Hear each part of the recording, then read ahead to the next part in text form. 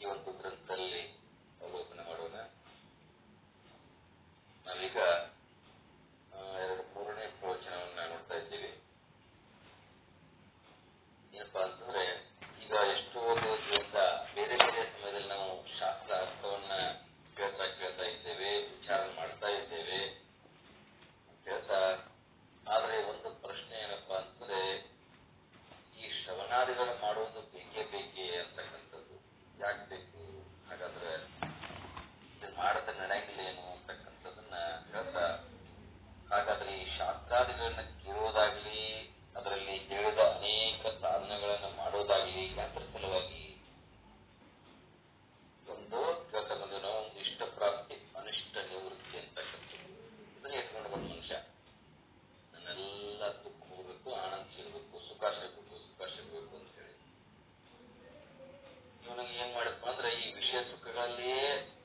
ಅಲ್ಲೇ ಒಂದು ತಲ್ಲೀನಾಗಿ ಅಲ್ಲೇ ಸುಖ ಸಿಗ್ತದೆ, ಅಲ್ಲೇ ದುಃಖ ನಿವೃತ್ತಿ ಆಗ್ತದೆ ಅಂತ ತಿಳ್ಕೊಂಡು ನಾನಾ ತರ ಉದಾಹರಣೆಯಲ್ಲಿ ಕೊಡ್ತಾ ಬಂದ್ರು.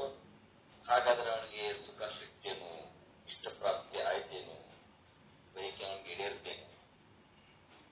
ಸರಿ, ಈಡೇರಿದ್ರು ಅದು ಮತ್ತೆ ಅದರದ ಏನಾದ್ರು ಕೊನೆಯಾದ ಸಂತೃಪ್ತಿ ಅನಿಸ್ತೇನೆ ಅವನಿಗಿಲ್ಲ, ಅನಿಷ್ಟ ನಿವಾರಣೆ ಆಯ್ತೇನು ಕೇಳ್ತಾರೆ.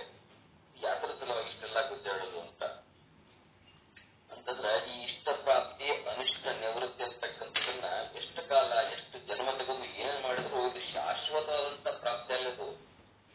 ಅದನ್ನ ಹೇಳ್ತಾ ಬಂದ್ರಲ್ಲ, ಈಗ ಯಾವುದೋ ಒಂದು ನಾವೇನೋ ಒಂದು ನೌಕರಿ ಹಿಡಿತೀವಿ, ಮತ್ತೇನೋ ಮಾಡ್ತೇವಿ, ಮದುವೆ ಅಂತ ಆಗ್ತದ, ಮಕ್ಕಳು ಹುಡ್ತಾವ, ಮೊಮ್ಮಕ್ಕಳು ಹುಡ್ತಾವ, ಮತ್ತೇನೋ ಆನಂದ ಪರಮಾವಧಿಲ್ಲ, ಸ್ವಲ್ಪ ಆನಂದ ಸಿಗ್ತದೆ. ಆ ದಿನ ಮಾತ್ರ ಸಿಕ್ಕಾಪಟ್ಟೆ ಆನಂದ ಅನುಭವಿಸ್ತೀವಿ, ಎಲ್ಲರ ವ್ಯಕ್ತಪಡಿಸ್ತೀವಿ, ಹಂಚ್ಕೊಳ್ತೀವಿ, ಎಲ್ಲ ಮಾಡ್ತೀವಿ. ಆದ್ರ ಮರುದಿವ್ಸು ಮರುದಿವ್ಸು ಆ ಆನಂದ ಇರ್ಲಿಕ್ಕಿಲ್ಲ. ಮತ್ತೊಂದರ ಬಯಕೆ, ಮತ್ತೊಂದಿಷ್ಟು ಪ್ರಾಪ್ತಿ ಮಾಡ್ಕೋಬೇಕು, ಆ ಅನಿಷ್ಟ ಉಳಿತದು, ಮತ್ತೊಂದಿಷ್ಟು ಪ್ರಾಪ್ತಿ ಮಾಡ್ಕೋಬೇಕು. ಹಿಂಗ ಈ ಇಷ್ಟ ಪ್ರಾಪ್ತಿ ಅನಿಷ್ಟ ನಿವೃತ್ತಿ ಅಂತಕ್ಕಂಥದ್ದು ಇದೆ, ಸಾಧನೆ ಇಲ್ಲದು. ಇದು ಯಾವಾಗ ಸಿಗುದು ಅಂತ. ಹಂಗಾದ್ರೆ ಇಷ್ಟ ಪ್ರಾಪ್ತಿ ಆಗಲಿ ಅನಿಷ್ಟ ನಿವೃತ್ತಿ ಆಗಲಿ ಆಗುದೇ ಇಲ್ಲದು, ಆದೇನು ಇಲ್ಲ. ಅದಕ್ಕಾಗಿ ಇದು ರಾಮಬಾಣ ಉಪಾಯ ಅಂತ ಹೇಳ್ತಾರೆ. ಏನ್ ರಾಮಬಾಣ ಉಪಾಯ? ಇದರಿಂದ ನನಗೆ ಇಷ್ಟ ಪ್ರಾಪ್ತಿ ಮತ್ತು ಹಾಗೂ ಅನಿಷ್ಟ ನಿವೃತ್ತಿ ಅಂತೇನು ಅನ್ಕೊಂಡ್ ಬಂದೆ, ಇದು ಶಾಶ್ವತವಾಗಿಲ್ಲ ಕಂಡೇನೇನು. ಇದು ಶಾಶ್ವತ ಅಂತ ಕೇಳಿದ್ರು, ಇದು ನಿಜವಾದ ರಾಮಬಾಣ ಅಂತ. ಇದು ಶಾಶ್ವತವಾಗಿ ಆಗಿಬಿಡ್ತದ. ಮುಂದೆ ಪಡೆಯಬೇಕಾದದ್ದು ಅಥವಾ ನಿವಾರಿಸಿಕೊಳ್ಬೇಕಾದದ್ದು ಉಳಿಯೋದೇ ಇಲ್ಲ ಅಂತಕ್ಕಂಥದ್ದು. ಆದ್ರಿಂದ ಈ ಶಾಸ್ತ್ರಕ್ಕೆ ಬಹಳ ಮಹತ್ವ. ಆದ್ರೆ ಇನ್ನೂ ಕೆಲವರು ಸಮಾಜದಲ್ಲಿ ಕೆಲವರು ವಿಚಾರ ಇರ್ತಾವ. ಏನ್ ಹೇಳ್ತಾರಂದ್ರ, ಬೇರೆ ಬೇರೆ ವಿಚಾರ ಹತ್ರನೇ ಕೇಳ್ತಾರ. ಅವರು ಏನಂತಾರಂದ್ರ, ನೋಡ್ರಿ, ಇಷ್ಟು ಪ್ರಾಪ್ತಿ ಆಗುವುದಿಲ್ಲ ಅಂತ ಹೇಳಿ ಮುಂತಾಗಿ ಹೇಳ್ತಿರಲ್ಲ ನೀವು, ಹಾಗಾದ್ರೆ ಈ ನಮ್ಮ ಪ್ರಯತ್ನವನ್ನು ಅವಲಂಬಿಸಿದಿಲ್ಲ ಅಂತ ಹೇಳ್ತಾರ ಅವರು. ಯಾಕೆ ಇಷ್ಟ ಪ್ರಾಪ್ತಿ ಆಗುದಿಲ್ಲ? ಆಗ್ತದ ನಮ್ಮ ಪ್ರಯತ್ನ, ನಾವು ಪ್ರಯತ್ನ ಪಟ್ಟಿಲ್ಲ, ಅದು ಸುಖ ದೊರಕುದ, ಸುಖಕ್ಕಾಗಿ ಮಾಡ್ತಾ ಇದ್ವಿ ನಾವು, ಆದ್ರೆ ನಾವು ಆ ದಿಶೆಯಲ್ಲಿ ಪ್ರಯತ್ನ ಪಟ್ಟಿಲ್ಲ ಅಂತ ಕೂಡ ಹೇಳ್ತಾರೆ. ಒಂದು ವೇಳೆ ಸಾಕಷ್ಟು ಪ್ರಯತ್ನ ಮಾಡಿದ್ದೇ ಆದ್ರೆ ಇಷ್ಟ ಪ್ರಾಪ್ತಿ ಶಾಶ್ವತೆಯಾಗಿ ಯಾಕೆ ಉಳಿಬಾರದು, ಉಳಿತದಲ್ಲ ಅಂತ ಮತ್ತೊಂದು ವಾದ ಮತ್ತೊಬ್ಬರದು. ಅಂದ್ರೆ ನನಗೆ ಇಷ್ಟವಾದಂತ ವಿಷಯಗಳನ್ನು ಬಹಳಷ್ಟು ಸಂಪಾದನೆ ಮಾಡಿ ಮಾಡಿ ಬಹಳಷ್ಟು ಕಾಲದನ್ನ ಅದನ್ನ ಅನುಭವಿಸಿದ್ರ ಅದ ನಿತ್ಯವಾದ ಸುಖ ಇಷ್ಟ ಪ್ರಾಪ್ತಿ ಆಗ್ತದೆ ಅಂತ ಒಂದು ಅನಿಸಿಕೆ. ಅಲ್ಲಿ ಯಾಕಾದ ಇಷ್ಟ ಪ್ರಾಪ್ತಿ ಆಗುದಿಲ್ಲ, ಅನಿಷ್ಟ ಯಾಕ ನಿವಾರಣೆ ಆಗುದಿಲ್ಲ? ಹಂಗ ಅದರಿಂದ ವಿಶೇಷವಾದ ಆ ವಿಶೇಷ ಪ್ರಕಾರದ ಪ್ರಯತ್ನ ನಾವು ಯಾಕೂ ಮಾಡಿಲ್ಲ ಅಂತ. ಇನ್ನು ಮೇಲೆ ಆದ್ರೂ ನಾವು ಅದನ್ನ ಮಾಡಬೇಕು. ಆದ್ರಿಂದ ದುಡ್ರಿ ಅಂತ ಹೇಳ್ತಾರೆ. ಇಷ್ಟ ಮತ್ತೇನು ದುಡಿರಿ ಅಂತ ಒಂದ್ ಸಲ ದುಡ್ರಿ. ಎದಕ್ಕಾಗಿ ದುಡಿತೀರಿ? ವಿಷಯ ಪ್ರಾಪ್ತಿಗಾಗಿ. ಎದಕ್ಕಾಗಿ ದುಡಿದ್ರೆ ವಿಷಯ ಪ್ರಾಪ್ತಿಗಾಗಿ. ಅದು ಯಾಕಂತಂದ್ರೆ ಸುಖ, ನಾವು ಸುಖ ಸಿಗ್ಬೇಕು, ನಾವು ಬಯಸಿದಂಗಿಲ್ಲ, ಸುಖ ಸಿಗ್ಬೇಕು. ಆ ಸುಖ ಎಂತದು? ಈಗ ಯಾವುದೋ ಒಂದು ನನಗೆ ಇಷ್ಟ ಅದ, ಯಾವುದೋ ಒಂದು ಸಿಹಿ ಪದಾರ್ಥ, ಮತ್ತೇನೋ ನನಗೆ ಕರದಂಟ ಇಷ್ಟ, ಮತ್ತೇನೋ ನನಗೆ ಬೇಳೆ ಇಷ್ಟ, ಮತ್ತೆ ಯಾವುದೋ ಒಂದು ಸ್ವೀಟ್ ಇಷ್ಟ. ಎಷ್ಟು ತಿನ್ನಬಲ್ಲ ನಾನು? 1, 2, 5, 10 ಅದ್ರ ನೀರು ತಿನ್ಲಿಕ್ಕೆ ಆಗೋದು ನನಗ. ಹಂಗ ವಿಷಯ ಸುಖ ಇದು. ಆ ನಂತರ ಅದ್ರ ಬಗ್ಗೆ ಏನಿಸ್ಬಿಡ್ತದೆ, ಮತ್ತೊಂದು ಮಗದೊಂದು. ಆದ್ರೆ ಇವ್ರೇನ್ ಹೇಳ್ತಾರಂದ್ರ, ಅದನ್ನ ನಾವು ಪ್ರಯತ್ನ ಪಟ್ಟಿಲ್ಲ, ನಮ್ಮ ವಿಷಯ ಹೋಗನ ಅದನ್ನ ನಾವು ಭಯಂಕರ ಒಳ್ಳೆ ರೀತಿಯಿಂದ ಪ್ರಯತ್ನ ಪಟ್ರ ಅದ್ ನಮ್ಮ ಅನಿಷ್ಟ ನಿವಾರಣೆ ಆಗ್ತದೆ, ಮತ್ತು ಅದನ್ನ ಹೆಚ್ಚು ಹೋಗಿ ಮಾಡಿದ್ರೆ ಅದ ಸುಖ ಅಂತ. ಯಾತಕ್ಕಾಗಿ ಅಂದ್ರೆ ಆ ಸುಖಕ್ಕಾಗಿ, ಆ ಸುಖಕ್ಕಾಗಿ ಎಲ್ಲ ವಿಷಯ ಸಂಗ್ರಹ ಮಾಡೋದು, ವಿಷಯಗಳು ಇನ್ನಷ್ಟು ತಗೊಳ್ಳೋದು.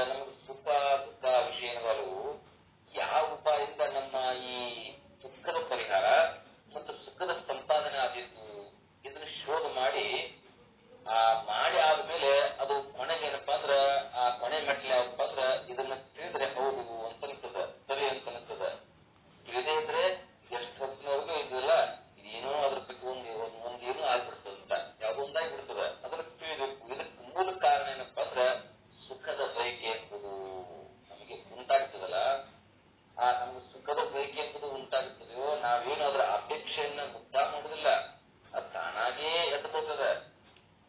ಏನ್ ಬೇಕು ಅಂದ್ರೆ ಸುಖ ಬೇಕಾದ್ರೆ ಸುಖ ಬೇಕು ಅಂತ ಆ ಸುಖ ಇಂಥ ಸಾಧನೆ ಮಾಡಬೇಕು, ಇಂಥ ಹೌದು ಅದನ್ನ ಮಾಡಬೇಕು, ಇದನ್ನ ಮಾಡಬೇಕು, ಇದೆಲ್ಲ ನಡೆದಿರ್ತದೆ. ಈ ಪ್ರಪಂಚ ಅಂತಂದ್ರೆ ಇಷ್ಟೇ, ಪ್ರಪಂಚದಲ್ಲಿ ಸುಖವೇ ಸುಖ, ಈ ವಿಷಯಗಳೇ ಸಾಧನ, ಎರಡನೇದೇನೂ ಇಲ್ಲ ಅಲ್ಲಿ. ಅಲ್ಲಿ ಸುಖಪ್ಪ ಎಂತ ಸುಖ, ಈ ವಿಷಯ ಸುಖ ಸುಖ ಅಂತ. ಈ ಒಂದು ಸುಖದ ಬಯಕೆನ ನಾವು ಧೈರ್ಯದಿಂದ, ವಿಚಾರದಿಂದ, ವಿವೇಕದಿಂದ ಬಿಟ್ಟಿದ್ದ ಆಯ್ತಪ್ಪ ಅಂತಂದ್ರ ಆದ್ರೆ ನಮ್ಗೆ ಈ ದುಃಖ ಎಂದೆಂದಿಗೂ ಆಗುದಿಲ್ಲ ಅಂತ. ಯಾವ ಗ್ರಹಗಳು ಭೂತ ಪಿಶಾಚಿಗಳು ನಮ್ಗೆ ದುಃಖವನ್ನು ಕೊಡ್ಲಾರು ಸಾಧ್ಯವಿಲ್ಲ. ಆದ್ರೆ ಮಾಡೋದೇನು ಅನಿವಾರ್ಯ. ಎಲ್ಲಾ ಆಸೆ ನಾವು ಏನಪ್ಪಾ ಅಂದ್ರೆ ಬಿಟ್ಟರು ಬಿಡಬಹುದು, ದುಡ್ಡಿನ ಆಸೆ ಬಿಡುವುದು ಬಿಟ್ಟು ಹೋಗ್ಲಿ, ಆದ್ರೆ ಮತ್ತೊಂದೇನೋ ಬಿಟ್ಟವು. ಆದ್ರೆ ಈ ನಾವು ತಿಳ್ಕೊಂಡಿಲ್ಲ ನಮ್ಗೆ ಸುಖ ಸುಖ ಅಂತೇಳಿ, ಈ ಸುಖ ಆಗ್ಬೇಕು ಅನ್ನುವಂತ ಆಸೆ ಮಾತ್ರ ಇನ್ಯಾರು ಬಿಡ್ಲಿಕ್ಕೆ ಸಾಧ್ಯವಿಲ್ಲ ಅಂತ. ಅದ್ರ ಕೀಲಿಕ ಹೆಂಗಪ್ಪ ಅಂತಂದ್ರ ನಮ್ಮ ದುಃಖ ಆಯ್ತದ. ಯಾಕಂತಂದ್ರ ನಾವು ಹೊರಗಿನ ವಿಷಯಗಳ ಸಂಬಂಧವಾದಂತ ಸುಖವನ್ನ ಬಯಸ್ತಾ ಇದ್ದೇವೆ. ಇದೇ ನಮ್ಮ ದುಃಖಕ್ಕೆ ಕಾರಣ, ಮತ್ತೊಂದಿಲ್ಲ. ಹೌದು, ಹಂಗಾದ್ರೆ ಶಾಸ್ತ್ರ ಹೇಳ್ತಾರಲ್ಲ ಭಾಗವತ್ಕಾರರು ಈ ಮಾತನ್ನ ಹೇಳ್ತಾರೆ. ಏನ್ ಹೇಳ್ತಾರೆ? ಆಶಾ ಹಿ ಪರಮಂ ದುಃಖಂ ನಿರಾಶಾ ಪರಮಂ ಸುಖಂ ಅಂತ. ನಮಗೆ ದುಃಖ ಯಾಕಾಗ್ತದೆ ಅಂತಂದ್ರೆ ನಮಗೆ ಸುಖ ಆಗುತ್ತಂತ ಒಂದು ಆಶೆಯಿಂದ ದುಃಖ ಆಗ್ತದೆ. ಆಶೆ ಅಂತ ದುಃಖವಿಲ್ಲ, ನಿರಾಶೆ ಅಂತ ಸುಖ ಇಲ್ಲ ಅಂತ ಹೇಳ್ತಾರಲ್ಲ. ಹಂಗ ಈ ನಿರಾಶೆ ಅಂತಂದ್ರೆ ಆಶೆ ಇಲ್ಲದಿರೋದು. ಇದೇನಪ್ಪಾ ಅಂದ್ರೆ ಇದು ಇದ್ದ ಸಂಗತಿ ಇದು. ಆದ್ರೆ ಅದರಲ್ಲಿ ವಿಶ್ವಾಸ ಕೊಡ್ತದೋ ಇಲ್ವೋ ಯಾಕೆ ಗೊತ್ತು? ನಾವು ತಿಳ್ಕೊಂಡಿರ್ತೀವಲ್ಲ, ನಮ್ಮ ಜೀವನಕ್ಕೆ ಏನಪ್ಪಾ ಅಂದ್ರೆ ಆಶೆ ಮುಖ್ಯ ಅಂತ ತಿಳ್ಕೊಂಡ್ಬಿಟ್ಟು ನಾವು ಇದಿರ್ಲೇಬೇಕು ಅಂತಂದ್ರೆ ನಾವ್ ಹೆಂಗಪ್ಪಾ ಅಂದ್ರೆ ಮುಂದೆ ಕಾರ್ಯತತ್ವವಾಗಿದೆ ಹಿಂಗಿದ್ರನ ಉತ್ತರ ಬೆಳಿತಾ ಹೋಗ್ಬಿಡ್ತೀವಿ. ನಾವು ನಿರಾಶರು ಅಂತಂದ್ರೆ ಆಶೆ ಇಲ್ಲದವ್ರು ಅಂತ. ಹಿಂಗ ಆಶೆ ಇರೋದಾಗ್ಬಿಟ್ರೆ ಮುಂದೇನು ಮುಂದಿದ್ರೇನು ಸತ್ರೇನು ಅಂತ. ನಿರಾಶೆ ಅಂದ್ಮೇಲೆ ಮುಗಿದೋಗ್ತಲ್ಲ, ಅಲ್ಲಿ ಏನು ಇಲ್ಲ ಅಂತ ಅನ್ನಂಗಿಲ್ಲಾಗುತ್ತೆ. ಹಂಗಾಗಿ ಈಗ ನಾವೇನಪ್ಪಾ ಅಂದ್ರ ನಾವು ತಪ್ಪು ಕಲ್ಕೊಂಡ್ಕೊಳ್ತೀವಿ ಈ ರೀತಿಯಾಗಿ. ಆ ಆಶೆಯಿಂದ ನಿರಾಶೆ ಅಂತ ನಮ್ಮಲ್ಲಿ ಬಂದು ಬಿಡ್ತಂದ್ರ ನಿರಾಶವಾದಿಗಳಾಗಬೇಕು, ಆಸೆ ಬಿಡಬೇಕು, ವಿಷಯ ಸುಖ ಬಿಡ್ಬೇಕು ಅಂತಂದ್ರೆ ನಾವೇನ್ ಮಾಡ್ತೀವಿ? ಇದೆಲ್ಲ ಜಗತ್ತಿನ ಬಿಟ್ಟು ಏನೋ ಒಂದು ಆಯ್ತಪ್ಪ ನಮ್ಗೆ ಮುಗಿತು ಅಂತ ಚೆನ್ನಾಗಿ ಮಾಡ್ತೀವಿ. ಅದ್ರ ಬಗ್ಗೆ ಒಂಥರ ಭಯ ನಮಗೆ. ಅದ್ರಲ್ಲಿ ಈ ಸುಖ ಅಂತಕ್ಕಂಥದ್ದು, ಸುಖದ ಆಶೆಯನ್ನು ನಾವು ಬಿಡ್ಲಿಕ್ಕೆ ತಯಾರ ಆದ್ರೆ ಮಾತ್ರ ಈ ನಿಜವಾದ ಇಷ್ಟ ಪ್ರಾಪ್ತಿ ಅಂತ ಏನ್ ಅನ್ಕೊಂಡ್ರಲ್ಲ ನಾವು, ಅದಿಷ್ಟ ನಿವೃತ್ತಿ ಆಗಬೇಕು, ಇಷ್ಟ ಪ್ರಾಪ್ತಿ ಆಗ್ತದೆ. ಇದು ಇವಾಗ ಆಗ್ತದೆ ಯಾವಾಗಂದ್ರೆ ಆ ಒಂದು ಸುಖದ ಆಶೆ ಅಂತಕ್ಕಂಥದ್ದಲ್ಲ, ಆ ಆಶೆ ಬಿಡ್ಬೇಕಂತ. ಯಾವ ಆಶೆ ಹಿಡಬೇಕು ನಾವು? ಅನಿಷ್ಟ ಎನ್ನುವಂತ ಶಬ್ದ ಬಿಡೋದೇ ಇಲ್ಲ ಇಲ್ಲಿ. ಈ ರೀತಿ ನಾವು ಹಿಡಿದ್ರೆ ನಾವು ಹಂಗ ಈ ಸೂರ್ಯೋದಯ ಆಗ್ತದೆ. ಸೂರ್ಯೋದಾದ್ಮೇಲೆ ಕತ್ತಲೆಯನ್ನು ಕೂಡ ಎಷ್ಟು ಹುಡುಗಿದ್ರು ಸಿಗಂಗಿಲ್ಲ ಅಲ್ಲಿ, ಏನ್ ಮಾಡಿದ್ರು ಸಿಗುದಿಲ್ಲ. ಹಂಗ ಅದ್ರ ಭೇಟಿ ಆಗೋದೇ ಇಲ್ಲ. ಹಂಗ ನಾವೇನಪ್ಪಾ ಅಂದ್ರೆ ಈ ಸುಖದ ಆಶೆಯನ್ನು ಬಿಟ್ಟಾಗಲೇ ನಾವು ನಿಜವಾದ ಸುಖಿಗಳೇ ಆಗುತ್ತೆ ಹೊರತು ಈ ವಿಷಯ ಆಶೆಯನ್ನು ಎಲ್ಲವರಿಗೆ ನಾವು ಸೂಕ್ಷ್ಮವಾದಾದ್ರು ಅಥವಾ ಹೃದಯ ಒಳಗೆ ಇಟ್ಕೊಂಡಿದ್ದೇವೋ ಅದು ನಮಗೆ ದುಃಖನ ಕೊಡ್ತದ, ದುಃಖ ಕೊಟ್ಟೇ ತಿರ್ತದೆ. ಯಾಕಂದ್ರೆ ಅದರಲ್ಲಿ ಅನುಮಾನ ಇಲ್ಲ. ಅದಕ್ಕಾಗಿ ಈ ನಿಜ ಸುಖ ಯಾವುದು, ನಕಲಿ ತೋರಿಕೆ ಸುಖ ಯಾವುದು, ಇದರ ವಿಚಾರ ಮಾಡದವನ್ನ ನಾವು ಹೋದಪ್ಪ ಅಂತಂದ್ರೆ ಈ ನಕಲಿ ಸುಖ ನಮ್ಗೇನ್ ಅನ್ಸ್ತದ? ಅಸಲಿ ಸುಖ ಅಂತ ಅನಿಸಿ ಅದ ಕರೆಯಪ್ಪ ಅಂತ ಹೇಳಿ ಹಿಂಗೆ ನಮ್ಮ ಜೀವನ ವ್ಯರ್ಥ ಹೋಗ್ಬಿಡ್ತದೆ. ಇಷ್ಟ ಹೊರತು ಮತ್ತೊಂದ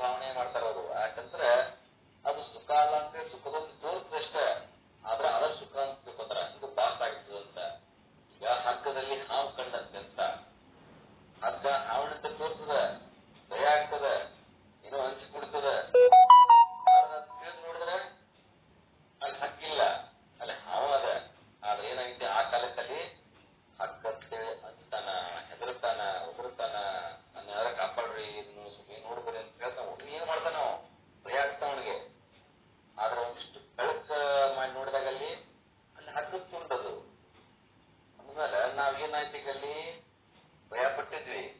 ಹಾವು ಅಂತ ಭಯ ಪಟ್ಟಿದ್ವಿ. ಹಾವು ಅಲ್ಲದ್ರಲ್ಲಿ ಹಾವಿನ ಕಲ್ಪನೆ ಹೆಂಗ್ ಮಾಡ್ಕೋತೀವಿ ನಾವ. ಹಂಗೇನಪ್ಪಾ ಅಂದ್ರ ಈ ಸುಖ ಇಲ್ಲ ಇಲ್ಲಿ, ಆದ್ರೆ ಸುಖ ಅಂತ ತಿಳ್ಕೊಂಡೆ ನಾವು. ಅದ ಸುಖ ಅಂತ ತಿಳ್ಕೊಂಡೆ ನಾವು. ಹಂಗ ಆ ಸುಖ ಅಲ್ಲದ್ರಲ್ಲಿ ಸುಖದ ಕಲ್ಪನೆ ಹೆಂಗ್ ಮಾಡ್ತೀವಿನ ಮತ್ತೇನು ಅಲ್ಲ. ಹಂಗ ಇದೇನಪ್ಪ ಇರುವುದು ಕಡೆಗೆ ಒಂದು ನಾವು ಇನ್ನೊಂದು ಕಡೆಗೆ ಅಂತ ನಾವು ಕಳ್ಕೊಂಡಿದ್ದೊಂದ್ ಕಡೆಗೆ ಹುಡುಕುದೊಂದ್ ಕಡೆಗೆ ನಾವು ಒಂದ್ ಕಡೆ ಕಳ್ಕೊಂಡಿವಿ, ಇನ್ನೊಂದ್ ಕಡೆ ಬೆಳಕು ಮಾಡ್ತಾ ಇದ್ದೀವಿ ಅಂತ. ನಾವು ಕರೆಕ್ಟ್ ಆಗಿ ನಾವು ಎಲ್ಲಿ ಕಳ್ಕೊಂಡಿವಿ ಅಲ್ಲಿ ಬೆಳಕ ಮಾಡಿದ್ರೆ ಅದು ಸಿಗ್ತದ. ಮತ್ತೆಲ್ಲೂ ಇಲ್ಲ. ಹಾಗಾದ್ರೆ ಎಲ್ಲ ಆ ಬೆಳಕ ಎಲ್ಲಿ ಕಳ್ಕೊಂಡಿವಿ, ಆ ಸಂಪತ್ತು ಎಲ್ಲದ ಅಂತ ಹೇಳ್ತಾರ ಅವರು. ಒಂದು ಮಾಡಿದಾಗ ಒಂದು ವಸ್ತು ಇಟ್ಟು ನಾವೀಗ ನಮ್ಮ ಮನೆಯೊಳಗೆ ಒಂದು ಮಾಡದ ಒಂದು ಏನೋ ಒಂದು ವಸ್ತು ಇಟ್ಟುವಲ್ಲ, ಆ ವಸ್ತು ಇಟ್ಟಾದ್ರೆ ಎದುರಿಗೆ ಒಂದು ಸ್ವಲ್ಪ ದೂರದಲ್ಲಿ ಮತ್ತೊಂದು ಕನ್ನಡಿ ಇಟ್ಟಿವಿ. ಆ ಕರೆಕ್ಟ್ ಆ ಒಂದು ಮಾಡಿನ ಎದುರಿಗೇನ ಒಂದು ಕನ್ನಡಿ ಇಟ್ಟಿವಿ. ಆ ಕನ್ನಡಿ ಒಳಗೆ ಏನ್ ಮಾಡಿದ್ವಿ ನಾವು, ವಸ್ತು ಕಾಣಿಸ್ತದ ಒಂದು ಅಲ್ಲಿ ಮಾಡಿನಾಗ ಏನೋ ಒಂದು ವಸ್ತು ಇಟ್ಟಿವಿ. ಅದೇನ್ ಇರ್ತದ ಕನ್ನಡಿ ಒಳಗೆ ಕಾಣಿಸ್ತದ ಅಷ್ಟೇ.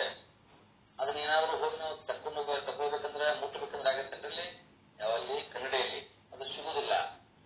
ಯಾಕಂತಂದ್ರೆ ಅದು ಈ ಕಡೆ ಅದ, ಈ ಒಂದು ಮಾಡಿನಾಗ ಅದ. ಅದನ್ನ ನಾವು ಅಲ್ಲಿ ಇಟ್ಟಿದ್ವಿ. ಆದ್ರ ಅದ ಕನ್ನಡಿ ಏನಾಗ್ತದ ಕಾಣಿಸ್ತದಷ್ಟ, ಅದು ನೋಡ್ಬೋದು ಆದ್ರೆ ಅದನ್ನ ಕೈವಶ ಮಾಡಕ್ಕಾಗುದಿಲ್ಲ, ಕೈವಶ ಮಾಡ್ಲಿಕ್ಕೆ ಆಗುದಿಲ್ಲ ಅಂತ. ಅಲ್ಲಿ ಹೆಂಗಪ್ಪ ಅಂತಂದ್ರೆ ಆ ಹಿಂದೆ ಮಾಡಿರ್ತದ ಅದು. ನಾವೇನ್ ಮಾಡಿದೀವಿ, ಇಲ್ಲಿ ಕನ್ನಡಿ ನೋಡ್ತಾ ಇದ್ದೀವಿ, ಆ ಕನ್ನಡಿ ಗಂಟು ನೋಡ್ತಾ ಇದ್ದೀವಿ ನಾವು. ಆ ಗಂಟು ಇಲ್ಲದ ನಮ್ ಹಿಂದ ಅದ ಅದು.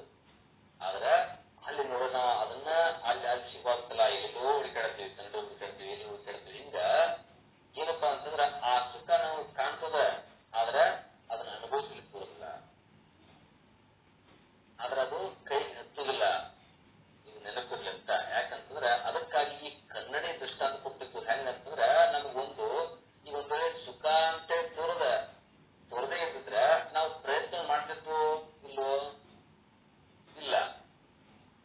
ಅದು ಕಾಣತದ, ಈ ಪ್ರಯತ್ನ ಮಾಡ್ತಾ ಇದ್ದೇನು, ಆದ್ರೆ ಅದು ಒಂದ್ ಕಡೆ ಅದ, ನಮಗ್ ಕಾಣ್ತದ ಮತ್ತೊಂದ್ ಕಡೆ ಅದ. ಅದು ಒಂದ್ ಕಡೆ ಇಟ್ಟಿದ್ದೀವಿ, ಅದರ ಪ್ರತಿಬಿಂಬ ಅಲ್ಲಿ ಕಾಣ್ತದ, ಆದ್ರ ಬಿಂಬ ಅಲ್ಲದ. ಈ ರೀತಿಯ ಗೊಂದಲದಲ್ಲಿತ್ತು ಅಂತ. ಇನ್ನು ಬಿಂಬ ಎಲ್ಲಿ ಸಿಗ್ತದ, ಏನದು? ಆದ್ರಿಂದ ಈ ವಿಷಯಾದಿಗಳಲ್ಲಿ ಸುಖ ಇಲ್ಲ ಅಂತ ಗುರ್ತಾಯ್ತು, ಇಲ್ಲಿ ಸಿಗುದಿಲ್ಲ ಅಂತ ಗುರ್ತಾಯ್ತು, ಅನಿಸ್ತದಲ್ಲ. ಹಂಗ ನಮಗ್ ಯಾವಾಗ್ಲಾದ್ರೂ ಒಂದು ಅನಿಸ್ತದ ಅನ್ನೋದಾದ್ರೆ ಈ ಭ್ರಾಂತಿ ಅಂತಕ್ಕಂಥದ್ದು ಸಿರಾ ಚಿಕ್ಕ ಮಕ್ಕಳು ತಮ್ಮ ಬೆರಳನ್ನ ಬಾಯಿಲಿ ಇಟ್ಕೊಳ್ತಾವಲ್ಲ, ಚಿತ್ತಿರ್ತಾವ, ಮಲಗ್ತಿರ್ತಾವ, ಒಮ್ಮೊಮ್ಮೆ ಕಾಲ ಬಾಯಿ ಹಾಕೋತಾವ, ಕೈಯ ಬಾಯಿ ಹಾಕೋತಾವ, ಚಿತ್ತಿರ್ತಾವ, ಏನೋ ಒಂಥರ ಆನಂದನಕ್ಕಿರ್ತಾವ. ಅವು ಹೆಂಗಪ್ಪ ಅಂದ್ರ ಅದ್ರಲ್ಲಿ ಏನೋ ಒಂದು ಸವಿಯ ಸುಖ ಅನ್ಸ್ತಾವ ಅಂತಂದ್ರೆ ಅವುಗಳಿಗೆ ಭ್ರಾಂತಿ ಆಗುತ್ತಿದ್ದಂತೆ ಈ ತಾಯಿ ಮೊಲೆ ಹಾಕಿದ್ರು ಅವ್ರು ಅನಿಸ್ತದ. ಹಂಗ ತಾಯಿ ಮೊಲೆಯನ್ನ ಬಾಯಿ ಇಟ್ಕೊಂಡ ಅಂತ ಒಂಥರ ಬ್ಯಾಸ ಹೋಗ್ತಾವ. ಒಂಥರ ಅವ್ರ ಹಾಲಾದ ಉತ್ಪನ್ನವಾಗಿ ಅವ್ರ ಒಳಗೆ ಅವುಗಳಿಗೆ ಅದೇ ಹಾಲ ನಾನು ಕುಡಿತಾ ಇದ್ದೀನಿ ಅಂತ ಒಂದು ಭ್ರಾಂತಿ ಆಗ್ತದೆ. ಹಂಗ ಇದು ಹಂಗ ಏನಪ್ಪಾ ಅಂತಂದ್ರ ಅವರು ಸಣ್ಣ ಹುಡುಗರು, ನಾವಿಲ್ಲಿ ದೊಡ್ಡ ಹುಡುಗರು ಇಷ್ಟೇ. ನಮಗೂ ಒಂಥರ ಏನಾಗ್ತದ, ನಾವು ಅದನ್ನ ಚಿಂತಾನೆ ಇದ್ದೀವಿ, ಭ್ರಾಂತಿ ಆಗ್ತದಂತ. ಅದನ್ನ ನಿಜ ಸುಖ ಸಿಗ್ತಾ ಇಲ್ಲ, ಇಲ್ಲ. ಇದನ್ನ ಭಾಗವತದಲ್ಲಿ ತಿಳಿಸ್ಕೊಡ್ತಾರೆ. ಏನಂದ್ರ ಋಷಿಕುಮಾರರು ತನ್ನ ತಾಯಿಗೆ ಬೋಧ ಮಾಡುವ ಕಾಲದಲ್ಲಿ ಈ ರಹಸ್ಯವನ್ನ ಕೋಟ್ ಮಾಡ್ತಾರೆ ಅವರು. ಮಾತೆ ನಿಜವಾದ ಸುಖ ಅದು ಎಂದೆಂದಿಗೂ ಅಳೆಯುವುದಿಲ್ಲ.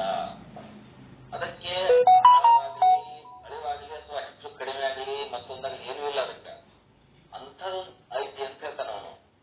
ಅದು ಹೇಗಿದೆ ಅಂತದನ್ನ ಶಬ್ದಗಳ ಹೇಳಿಕ್ ಬರುವುದಿಲ್ಲ. ಅದು ಆದ್ರೂ ಒಂದು ಅನುಭವ ನಮಗೆ ಗೊತ್ತಿದ್ದ ಸಂಗತಿಯನ್ನ ಈ ಅನುಮಾನ ಮಾಡಬೇಕಾಗಿದೆ ಅಷ್ಟೇ. ಅದು ಹೆಂಗಪ್ಪ ಅಂತ ಹೇಳ್ತಾನೆ ಅವನು.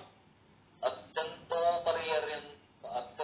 ಪರ್ಯಂತ್ರ ದುಃಖಶ್ಚ ಅಂತ ಹೇಳ್ತಾನೆ. ನೋಡು ತಾಯಿ, ಎಲ್ಲಿ ಸುಖವಾಗಲಿ ಅಂತಂದ್ರೆ ವಿಷಯಗಳಿಂದ ಆಗುವ ಸುಖವಾಗಲಿ ಹಾಗೂ ನಮಗೆ ಕಾರಣಾಂತರಗಳಿಂದ ದೈಹಿಕ ಮಾನಸಿಕ ವಿಕಾರಗಳಿಂದ ಉಂಟಾಗುವಂತಹ ದುಃಖ, ಈ ದುಃಖವೇ ಆಗಲಿ ಇಲ್ಲವೋ ಅವುಗಳ ಅತ್ಯಂತ ಉಪರತಿ ಎಲ್ಲಿ ಆಗಿ ನಮಗ ಹೋಗ್ಬಿಟ್ಟಿರ್ತದೆಯೋ ಅಂದ್ರೆ ಇರುವುದೇ ಇಲ್ಲವೋ ಅದಕ್ಕ ಸುಖ ಅಂತ ಹೇಳಿ ಬರುದಿಲ್ಲ, ಮತ್ತು ದುಃಖ ಅಂತ ಹೇಳಕ್ ಬರುದಿಲ್ಲ. ಅದು ಯಾಕಂತಂದ್ರ ಇದೇ ಶಾಶ್ವತ ಸುಖ, ನಿರ್ವಿಕಲ್ಪ ಸ್ಥಿತಿಯಿಂದ ಏನೋ ಒಂದಿದಲ್ಲ, ಈ ಸುಖಾನು ಈ ದುಃಖಾನು ಅಲ್ಲಿಲ್ಲ. ಯಾಕಂತಂದ್ರ ಅದರ ಪ್ರಾಪ್ತಿಯನ್ನು ನಾವು ಮಾಡಿಕೊಳ್ಬೇಕಷ್ಟೇ.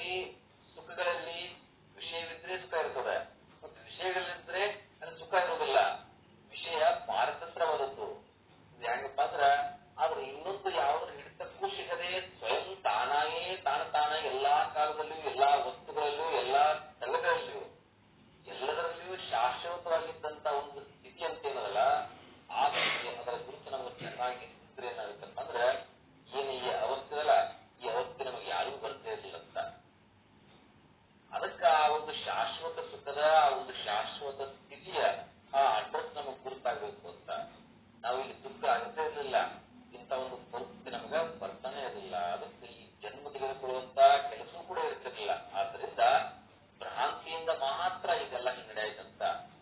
ಇದೇ ವಿಷಯ ಸುಖವೇ ಸುಖ, ಇದನ್ನೇ ಬೆಳೆಸ್ಕೊಳ್ತಾ ಹೋಗ್ಬೇಕು, ಇದೇ ಬ್ರಹ್ಮಾನಂದದ ಒಂದು ತಿಳಿದುಕೋ ಅಂತಕ್ಕಂಥದ್ದು ನಾವು ಇದು ತಪ್ಪಾಗಿದೆ ಅಂತ ಹೀಗೆ ತಿಳಿಸ್ತಾ ಇನ್ನ ಈ ಮುಂದಿನ ವಿಷಯ ಇದ್ರ ಬಗ್ಗೆ ಇನ್ನಷ್ಟು ಸಾಕಷ್ಟು ನಮಗೆ ನಮ್ಮ ವಾಮೃತದಿಂದ ಗುರುಗಳು ನಮಗೆ ತಿಳಿಸಿಕೊಡ್ಲಿಕ್ಕಿದ್ದಾರೆ. ಈ ವಾಚನವನ್ನ ಗುರುಚರಣಕ್ಕೆ ಅರ್ಪಣೆ ಮಾಡ್ತಾ ಇದ್ದೀನಿ.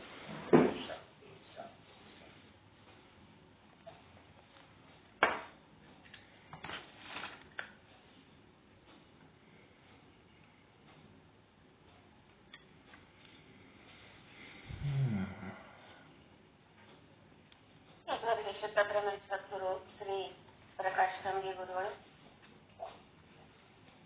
ಶ್ರೀ ಮಹಾಲಿಂಗರಂಗರ ಅನುಭವಾಮೃತ ಗ್ರಂಥದಲ್ಲಿ ಗುರು ವಿಷಯವನ್ನ ನಮಗೆಲ್ಲ ವಿವರವಾಗಿ ತಿಳಿಸ್ಕೊಡ್ತಾ, ನಾವೆಲ್ಲ ಸುಖವನ್ನ ಬೆಂಬತ್ತೇನೆ ಹೋಗ್ತಾ ಇದ್ದೀವಿ. ಆ ಸುಖ, ಯಾವ ಸುಖವನ್ನ ನಾವು ಅಶಾಶ್ವತವಾದ ಸುಖವನ್ನ ಬೆಂಬತ್ತುವಾಗ ಶಾಶ್ವತ ಅಂತ ತಿಳ್ಕೊಂಡಿರ್ತೀವಿ. ಯಾವುದು ಶಾಶ್ವತ ಸುಖ ಅದನ್ನ ನಾವು ಕಂಡಿರುವಾಗ ಸಾಧಿಸಿದ್ದಾದ್ರೆ ನಾವು ಅತ್ಯಂತ ಸುಖ ನಿವೃತ್ತಿ ಪರಮಾನಂದ ಪ್ರಾಪ್ತಿ ರೂಪ ಮೋಕ್ಷವನ್ನ ಪಡೆಯಕ್ಕೆ ಸಾಧ್ಯ ಐತಿ. ಅದನ್ನ ನಾವು ಪ್ರಯತ್ನಿಸಿ ಪಡಬೇಕು. ಅದೇ ನಮ್ಮ ಈ ಜನ್ಮದ ಒಂದು ಗುರಿ ಕೊಟ್ಟ ಗುರುಗಳಿಗೆ ಅನಂತ ಧನ್ಯವಾದಗಳು. ಇನ್ನು ಮುಂದೆ ಶುದ್ಧ ಬ್ರಹ್ಮನಿಷ್ಠ ಸದ್ಗುರು ಶ್ರೀ ಶರಣಬಸವ ಮಹಾಸ್ವಾಮಿಗಳಿಂದ ಶ್ರೀ ಮಹಾಲಿಂಗರಂಗರ ಅನುಭವಾಮೃತದ ಒಂದು ಜ್ಞಾನವನ್ನ ನಮಗೆಲ್ಲ ನೀಡಬೇಕಂತೇಳಿ ಅವರಲ್ಲಿ ಕೇಳ್ಕೊಡ್ತೀವಿ. ಓಂ ಸದ್ಗುರು ಶ್ರೀ ಶುದ್ಧ ಬ್ರಹ್ಮಣೇ ನಮಃ.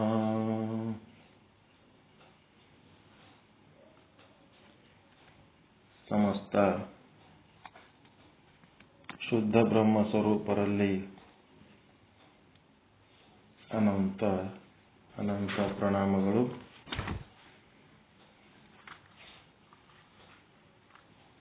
ವೇದಾಂತ ಪ್ರವಚನ ಮಹಾಲಿಂಗ ರಂಗರ ಅನುಭವ ಅಮೃತ ಈ ಗ್ರಂಥವನ್ನು ಆಧರಿಸಿದ ಪ್ರವಚನಗಳನ್ನು ನಮಗೆ ಪೂರೈಸಿದವರು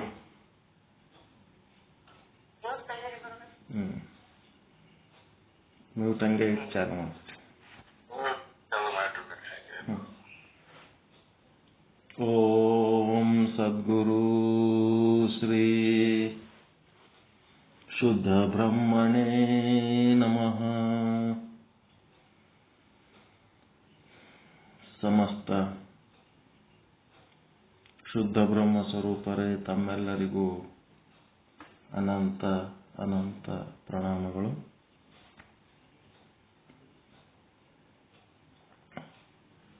ಸಾಯಂಕಾಲದ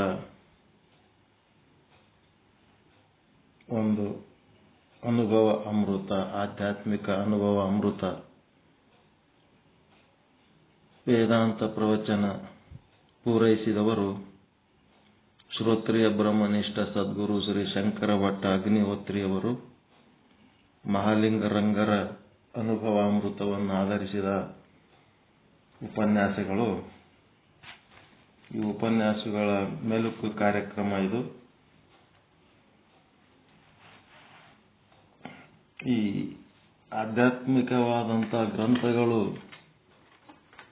ಸಾಕಷ್ಟು ಅದಾವೆ. ಆದರೆ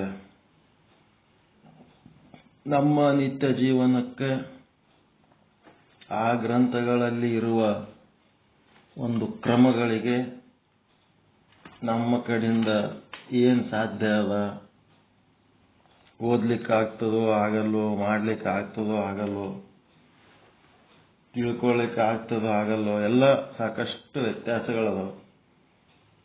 ಅದಕ್ಕೆ ಇವರು ಅಗ್ನಿಹೋತ್ರಿ ಶಂಕರ ಭಟ್ಟರು ನಮ್ಮ ನಿತ್ಯ ಜೀವನಕ್ಕೆ ಇದನ್ನು ಅನುಭವಿಸಬೇಕಾದ್ರೆ ಏನೇನು ಸಮಸ್ಯೆಗಳದಾವ ಅನ್ನೋಂಥದನ್ನ ಕೂಲಂಕುಷವಾಗಿ ಆಲೋಚನೆ ಮಾಡಿ ಪ್ರತಿಯೊಬ್ಬರ ಮನಸ್ಸಿನಲ್ಲಿ ಉಂಟಾಗುವ ಸಂಶಯಗಳು, ಸಾಧ್ಯತೆ ಅಸಾಧ್ಯತೆಗಳ ಬಗ್ಗೆ ಇರುವಂಥ ಒಂದು ಗೊಂದಲಗಳು, ಅವುಗಳನ್ನು ಬಹಳ ಸುಂದರವಾಗಿ ವಿಷದಪಡಿಸಿದ್ದಾರೆ. ಆತ್ಮೀಯರೇ, ಈಗ ಎಷ್ಟೋ ದಿವಸಗಳಿಂದ ಬೇರೆ ಬೇರೆ ಸಮಯದಲ್ಲಿ ನಾವು ಶಾಸ್ತ್ರಾಸ್ತ್ರ ಕೇಳುತ್ತಾ ಇದ್ದೇವೆ. ಮೊದಲು ಕೇಳ್ಕೊತ ಬಂದೀವಿ, ನಾವು ಅಲ್ಲಿಂದ ಇಲ್ಲಿ ತನಕ ಕೇಳ್ಕೊತೇ ಬಂದೀವಿ. ಕೇಳ್ಕೊತ ಬಂದು ಸುಮ್ಮ ಇಲ್ಲ, ನಾವು ವಿಚಾರನೂ ಮಾಡ್ತಾ ಇದ್ದೇವೆ.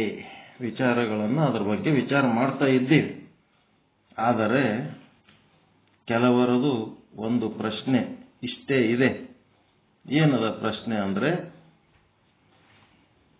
ಇದು ಅಂದರೆ ಈ ಉಪಾಯ ಶ್ರವಣಾದಿಗಳನ್ನು ಮಾಡುವುದು ಬೇಕೇ ಬೇಕೇ? ಇದೇನು ಶ್ರವಣ ಮಾಡೋದು ಕಂಪಲ್ಸರಿ ಮಾಡಲೇಬೇಕಾ? ಈ ಪ್ರಶ್ನೆ. ಇದು ಇಲ್ಲದಿದ್ದರೆ ನಡೆಯುವುದಿಲ್ಲವೇನು? ಅಂದರೆ ನಮ್ಮ ಪ್ರಪಂಚದ ಅನೇಕ ವ್ಯವಹಾರಗಳು, ಆ ವ್ಯವಹಾರಕ್ಕೆ ಅಂದರೆ ನಾವು ಜೀವಿಸಿಕೊಂಡು ಇರಲಿಕ್ಕೆ ಈ ಶಾಸ್ತ್ರವನ್ನು ನಾವು ಕೇಳಿದರೇನೇ ಸರಿಯೇನು? ಇಲ್ಲದಿದ್ದರೆ ನಡೆಯುವುದಿಲ್ಲವೇನು? ಇದು ಕೇಳಲೇಬೇಕಾ? ಇದೇನು ಅಷ್ಟು ಅವಶ್ಯಕತೆನಾ ಅಂತ. ಎಲ್ಲ ವ್ಯವಹಾರಗಳು ನಡೆಯುತ್ತವೆ ಅಲ್ಲ. ಇಲ್ಲಿ ಅವನಿಗೆ ಕೇಳಬೇಕಾಗಿದೆ, ಈ ವ್ಯವಹಾರವನ್ನಾದರೂ ನೀನು ಯಾಕೆ ಮಾಡುತ್ತಿ? ಅದನ್ನಾದರೂ ಎದಕ್ಕೆ ಮಾಡ್ತಪ್ಪ? ಆಹಾರ, ನಿದ್ರೆ ಮತ್ತೆ ಮಾನ ಪ್ರಾಣಗಳ ಸುರಕ್ಷತೆ ಮತ್ತು ಸಂಸಾರ, ಇವೆಲ್ಲ ಸುರಕ್ಷಿತವಾಗಿ ನಡೆದಾಗ ಈ ಶ್ರವಣ ಎದಕ್ಕೆ ಮಾಡಬೇಕು ಅಂತ ಪ್ರಶ್ನೆ. ಶ್ರವಣ ಮಾಡಲಿಲ್ಲ ಅಂತಂದ್ರೆ ನಡೆಯಂಗಿಲ್ಲೇನು? ಅದಕ್ಕೆ ಇಲ್ಲಿ ಗುರುಗಳು ಕೇಳಕತ್ತಾರ, ಮತ್ತೆ ಶ್ರವಣ ಮಾಡಲಿಲ್ಲ ಅಂದ್ರೆ ನಡೆಯಂಗಿಲ್ಲ ಅಂತ ಕೇಳವನಿಗೆ ಏನ್ ಕೇಳ್ಬೇಕಪ್ಪ ಅಂತಂದ್ರ, ಈ ಊಟ ನೀ ಯಾಕೆ ಮಾಡ್ತಪ್ಪ? ಊಟ ಮಾಡಲಿಲ್ಲ ಅಂದ್ರೆ ನಡೆಯಂಗಿಲ್ಲೇನು? ನಿದ್ದೆ ಯಾಕೆ ಮಾಡ್ತಿ? ನಿದ್ದೆ ಮಾಡಲಿಲ್ಲ ಅಂದ್ರೆ ನಡೆಯಂಗಿಲ್ಲೇನು ಅಂತೇಳಿ ಈ ರೀತಿ ಅವನಿಗೆ ಈ ವ್ಯವಹಾರಗಳನ್ನಾದ್ರೂ ಯಾಕೆ ಮಾಡುತ್ತಿ ಅದನ್ನು ಮೊದಲು ಹೇಳು ಅಂತ ಕೇಳಬೇಕು. ಪ್ರಾಸ್ತಾವಿಕವಾಗಿ ನಮ್ಮ ಕಂಬಿ ಪ್ರಕಾಶ್ ಗುರುಗಳು ಈಗಾಗಲೇ ಹೇಳಿದ್ದಾರೆ. ಅದನ್ನೇ ಸ್ವಲ್ಪ ವಿಸ್ತಾರವಾಗಿ ಹೇಳುವುದಕ್ಕೆ, ಇವಾದರೂ ಎದಕ್ಕೆ ಮಾಡ್ತೀರಿ? ಶಾಲೆ ಯಾಕೆ ಕಲಿತೀರಿ? ಕಲೀಲಿಲ್ಲ ಅಂದ್ರೆ ನಡೆಯಂಗಿಲ್ಲೇನು? ನೌಕರಿ ಯಾಕೆ ಮಾಡ್ತೀರಿ? ಮದುವೆ ಯಾಕೆ ಮಾಡ್ಕೋತೀರಿ? ಮಕ್ಕಳಾಗಲಿಲ್ಲ ಅಂದ್ರೆ ನಡೆಯಂಗಿಲ್ಲೇನು? ಇವೆಲ್ಲ ಯಾಕೆ ಮಾಡ್ತೀರಿ? ಇವೆಲ್ಲ ಕಡ್ಡಾಯ ಮಾಡಲೇಬೇಕು ಅನ್ನಂಗ ಇಟ್ಕೊಂಡು ಇದು ಮಾಡ್ಬೇಕಾ ಬಿಡ್ಬೇಕಾ ಅಂತ ಯಾಕೆ ನಿಮಗೆ ಸಂಶಯ? ಆಧ್ಯಾತ್ಮ ಸಾಧನೆ ಮಾಡ್ಬೇಕಾ ಮಾಡಬಾರ್ವಾ ಅಂತೇಳಿ ಈ ರೀತಿ ಸಂಶಯ ಎದಕ್ಕೆ? ಅದಕ್ಕೆ ಈ ವ್ಯವಹಾರಗಳನ್ನಾದರೂ ಯಾಕೆ ಮಾಡ್ತಪ್ಪ ನೀನು? ಲೌಕಿಕ ವ್ಯವಹಾರ ಅದು ಹೇಳು. ಯಾಕೆಂದರೆ ನನಗೆ ಒಂದು ಆರಾಮ, ಒಂದು ಸುಖ, ಸಂತೋಷ, ಸಮಾಧಾನ, ಶಾಂತಿ ಬೇಕು ಅಂತ. ಇವೆಲ್ಲ ಎದಕ್ಕಪ್ಪ? ಇಲ್ಲೆಲ್ಲ ಹೆಂಗದವ ಅಂತಂದ್ರೆ ನಾವು ಏನ್ ಮಾಡ್ತೀವಿ, ಹೊಟ್ಟೆಗೆ ಮೂಡಿದಾಗ ಹಿಡಿದು ಇನ್ನ ಹೊಟ್ಟೆಗೆ ಮೂಡಿರಂಗಿಲ್ಲ, ಆ ಕೂಸಿನ ಅರೇಂಜ್ಮೆಂಟ್ಸ್ ಸ್ಟಾರ್ಟ್ ಮಾಡಿಬಿಟ್ಟಿರ್ತಾರೆ. ಅದು ಇನ್ನ ಗೋಣ ಸಹಿತ ನಿಂತಿರಂಗಿಲ್ಲ, ಅದಕ್ಕೆ 3 ಗಾಲಿ ಸೈಕಲ್ ತಂದಿಟ್ಟಿರ್ತಾರೆ ಮನ್ಯಾಗ, ಅದು ಗೋಣ ನಿಂದಿರ್ಲಾರ ಕೂಸಿಗೆ.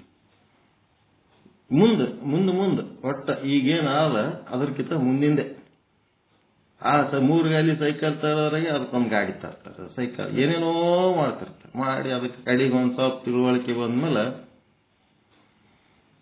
ಇಂಥ ಶಾಲೆಯಾಗ ನಿನಗೆ ಸೀಟ್ ಸಿಗಬೇಕು, ಸಿಕ್ಕತ್ತಂದ್ರ ಏನಾಗ್ತದಂದ್ರ ಮುಂದೆ ಚಲೋ ಆತು. ಆಯ್ತು, ಆ ಶಾಲೆಯಾಗ ಸೀಟ್ ಸಿಕ್ತು, ಮುಂದ ಇಷ್ಟು ಮಾರ್ಕ್ಸ್ ತಗೋಬೇಕು ನೀನು, 100ಕ್ಕೆ 100 ತಗೊಂಡ್ರೆ ಏನಾಗ್ತದ? 100ಕ್ಕೆ 100 ತಗೊಂಡವ್ರು ಎಷ್ಟು ಮಂದಿ ಅದಾರ? ಏನಾಗ್ಯದವ್ರಿಗೆ ಕೇಳ್ರಿ, ಯಾರು 100ಕ್ಕೆ 100 ತಗೊಂಡವ್ರಿಗೆ ಏನಾಗ್ಯದ? ಏನಿಲ್ಲ, ಮುಂದೆ ಚಲೋ ಆತು. ಶಾಲೆಯಿಂದ ಮುಗಿದ ಕೂಡಲೇ ಕಾಲೇಜ್ನಾಗ ಆ ಕಾಲೇಜಿಗೆ ಇಂಥ ಕಾಲೇಜ್ಗೆ ಹೋಗ್ಬೇಕು. ಇಲ್ಲಿ ಆ ಕಾಲೇಜಿಗೂ ಆದರು ಏನಾಯ್ತು, ಮುಂದೆ ಚಲೋ ಮತ್ತೆ ಎಲ್ಲ ಕಾಲೇಜ್ ಎಲ್ಲ ಮುಗಿದ್ಮೇಲೆ ಇಂಥ ಪ್ಯಾಕೇಜ್ ಇರೋಂಥ ದೊಡ್ಡ ನೌಕರಿನೇ ಮಾಡ್ಬೇಕು. ಮಾಡ್ಲಕತ್ತಾರ. ಏನಾಗ್ಯದ ಅವ್ರಿಗೆ, ಈಗ ಏನಾರ ಚಲೋ ಆಗಿದೆ, ಯಾರ್ಯಾರ ಆರಾಮದೀವಿ ಅಂತ ಅಂದರೇನು, ಇಷ್ಟೆಲ್ಲ ದೊಡ್ಡ ಪ್ಯಾಕೇಜ್ ಅದ, ಇಷ್ಟು ಸಾಲಿ ಕಲ್ತೀವಿ, ಇಂಥ ಹುದ್ದೆ ಒಳಗೆ ಅದೀವಿ, ಭಾರಿ ಜೋರ್ ಅದೀವ್ರಿ, ಮಸ್ತ್ ಆರಾಮದೀವಿ ಅಂತ ಯಾವ್ಯಾರ ಅಂದಾನೆ ನೋಡ್ರಿ ಎಲ್ಲಾರ ಹೋಗಿ ಮುಂದೆ ಚಲೋ ಆಗ್ತದ. ಇಂಥ ಮದ್ವಿ ಮಾಡ್ಕೊಂಡ್ರೆ ಮುಂದೆ ಚಲೋ ಆಗ್ತದ, ಮಕ್ಕಳು ಹಿಡಿದ್ರೆ ಮುಂದೆ ಚಲೋ ಆಗ್ತದ, ಮನಿ ಕಟ್ಟಿದ್ರೆ ಮುಂದೆ ಚಲೋ ಆಗ್ತದ, ಹೊಲ ಮನಿ ಮಾಡಿದ್ರೆ ಮುಂದೆ ಚಲೋ ಆಗ್ತದ.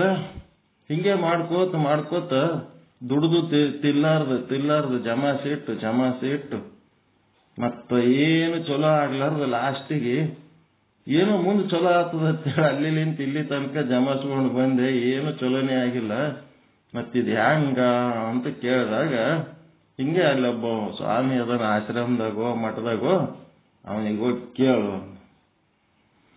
ಆ ಸ್ವಾಮಿ ಏನ್ ಹೇಳ್ತಾನ, ನೀ ಏನ್ ಗಳಿಸಿದೆ ಅದೆಲ್ಲ ತಂದಿಲ್ಲ ನನ್ನ ಬಲ್ಲಿ ಕೊಡು, ಮುಂದೆ ಚಲೋ ಆಗ್ತದ ಅಂತ ಹೇಳ್ತಾನ. ಇವತ್ತು ಚಲೋ ಆಗಂತದ ಏನು ಇಲ್ಲ ಸಾಧನೆ. ಇವೇನದಾವ ಎಲ್ಲ ನಮ್ಮ ಲೌಕಿಕ ಬದುಕೇನವ ಮುಂದೆ ಚಲೋ ಆಗವ, ಈಗ ಚಲೋ ಆಗವಲ್ಲ. ಎಲ್ಲ ಮಾಡು, ದಾನದ ಮಾಡು, ಧರ್ಮ ಮಾಡು, ಪುಣ್ಯ ಗಳಿಸಿದ್ಮೇಲೆ ಮೊದಲು ಸಾಯಿ, ಸತ್ತ ಮೇಲೆ ನಿನಗ ಸ್ವರ್ಗ ಸಿಗ್ತದ. ಸ್ವರ್ಗದಾಗ ನಿನಗ ಏನೇನೋ ಸ್ವರ್ಗದಲ್ಲಿ ಇಷ್ಟುಗಳು ಬರ್ದಾರ. ಅಪ್ಸರೆಯರ ಜೊತೆಗೆ ನಂದನವನ ವಿಹಾರ, ಚುಂಬನ, ಮತ್ತಿನ್ನೇನು ಸುರಾಪಾನ, ಇಲ್ಲೇ ರಗಡದವ. ಅಲ್ಲಿ ಮತ್ತೆ ಹೋಗಿ ಅದನ್ನೇ ಮಾಡ್ಲಕ್ಕ ಇದು ಎಲ್ಲ ಪುಣ್ಯ ಮಾಡ್ಬೇಕಂತ ಹೇಳ್ತಾರೆ. ಇವೆಲ್ಲ ಎದಕ್ ಬೇಕು? ಇವೆಲ್ಲ ಮುಂದೆ ಚಲೋ ಆಗವ. ಅದಕ್ಕೆ ಇವೆಲ್ಲ ಇವರೇ ಯಾಕೆ ಮಾಡ್ತಪ್ಪ ಅಂತಂದ್ರ ಏನ್ ಬೇಕಾಗ್ಯದ, ಎಲ್ಲರಿಗೂ ಬೇಕಾಗಿದ್ದು ಏನ್ ಬೇಕಾಗ್ಯದಪ್ಪ ಅಂದ್ರೆ ಪರಮ ಆನಂದ ಪ್ರಾಪ್ತಿ, ಸರ್ವ ದುಃಖ ನಿವೃತ್ತಿ ರೂಪ ಮೋಕ್ಷ. ಹೇಳಕ್ ಬರೋದಷ್ಟೇ. ಆನಂದ ಬೇಕು. ಎಂತ ಆನಂದ ಅಂತಂದ್ರ ಬರ್ತಾನೆ ಇರ್ಬೇಕದ ಆನಂದ,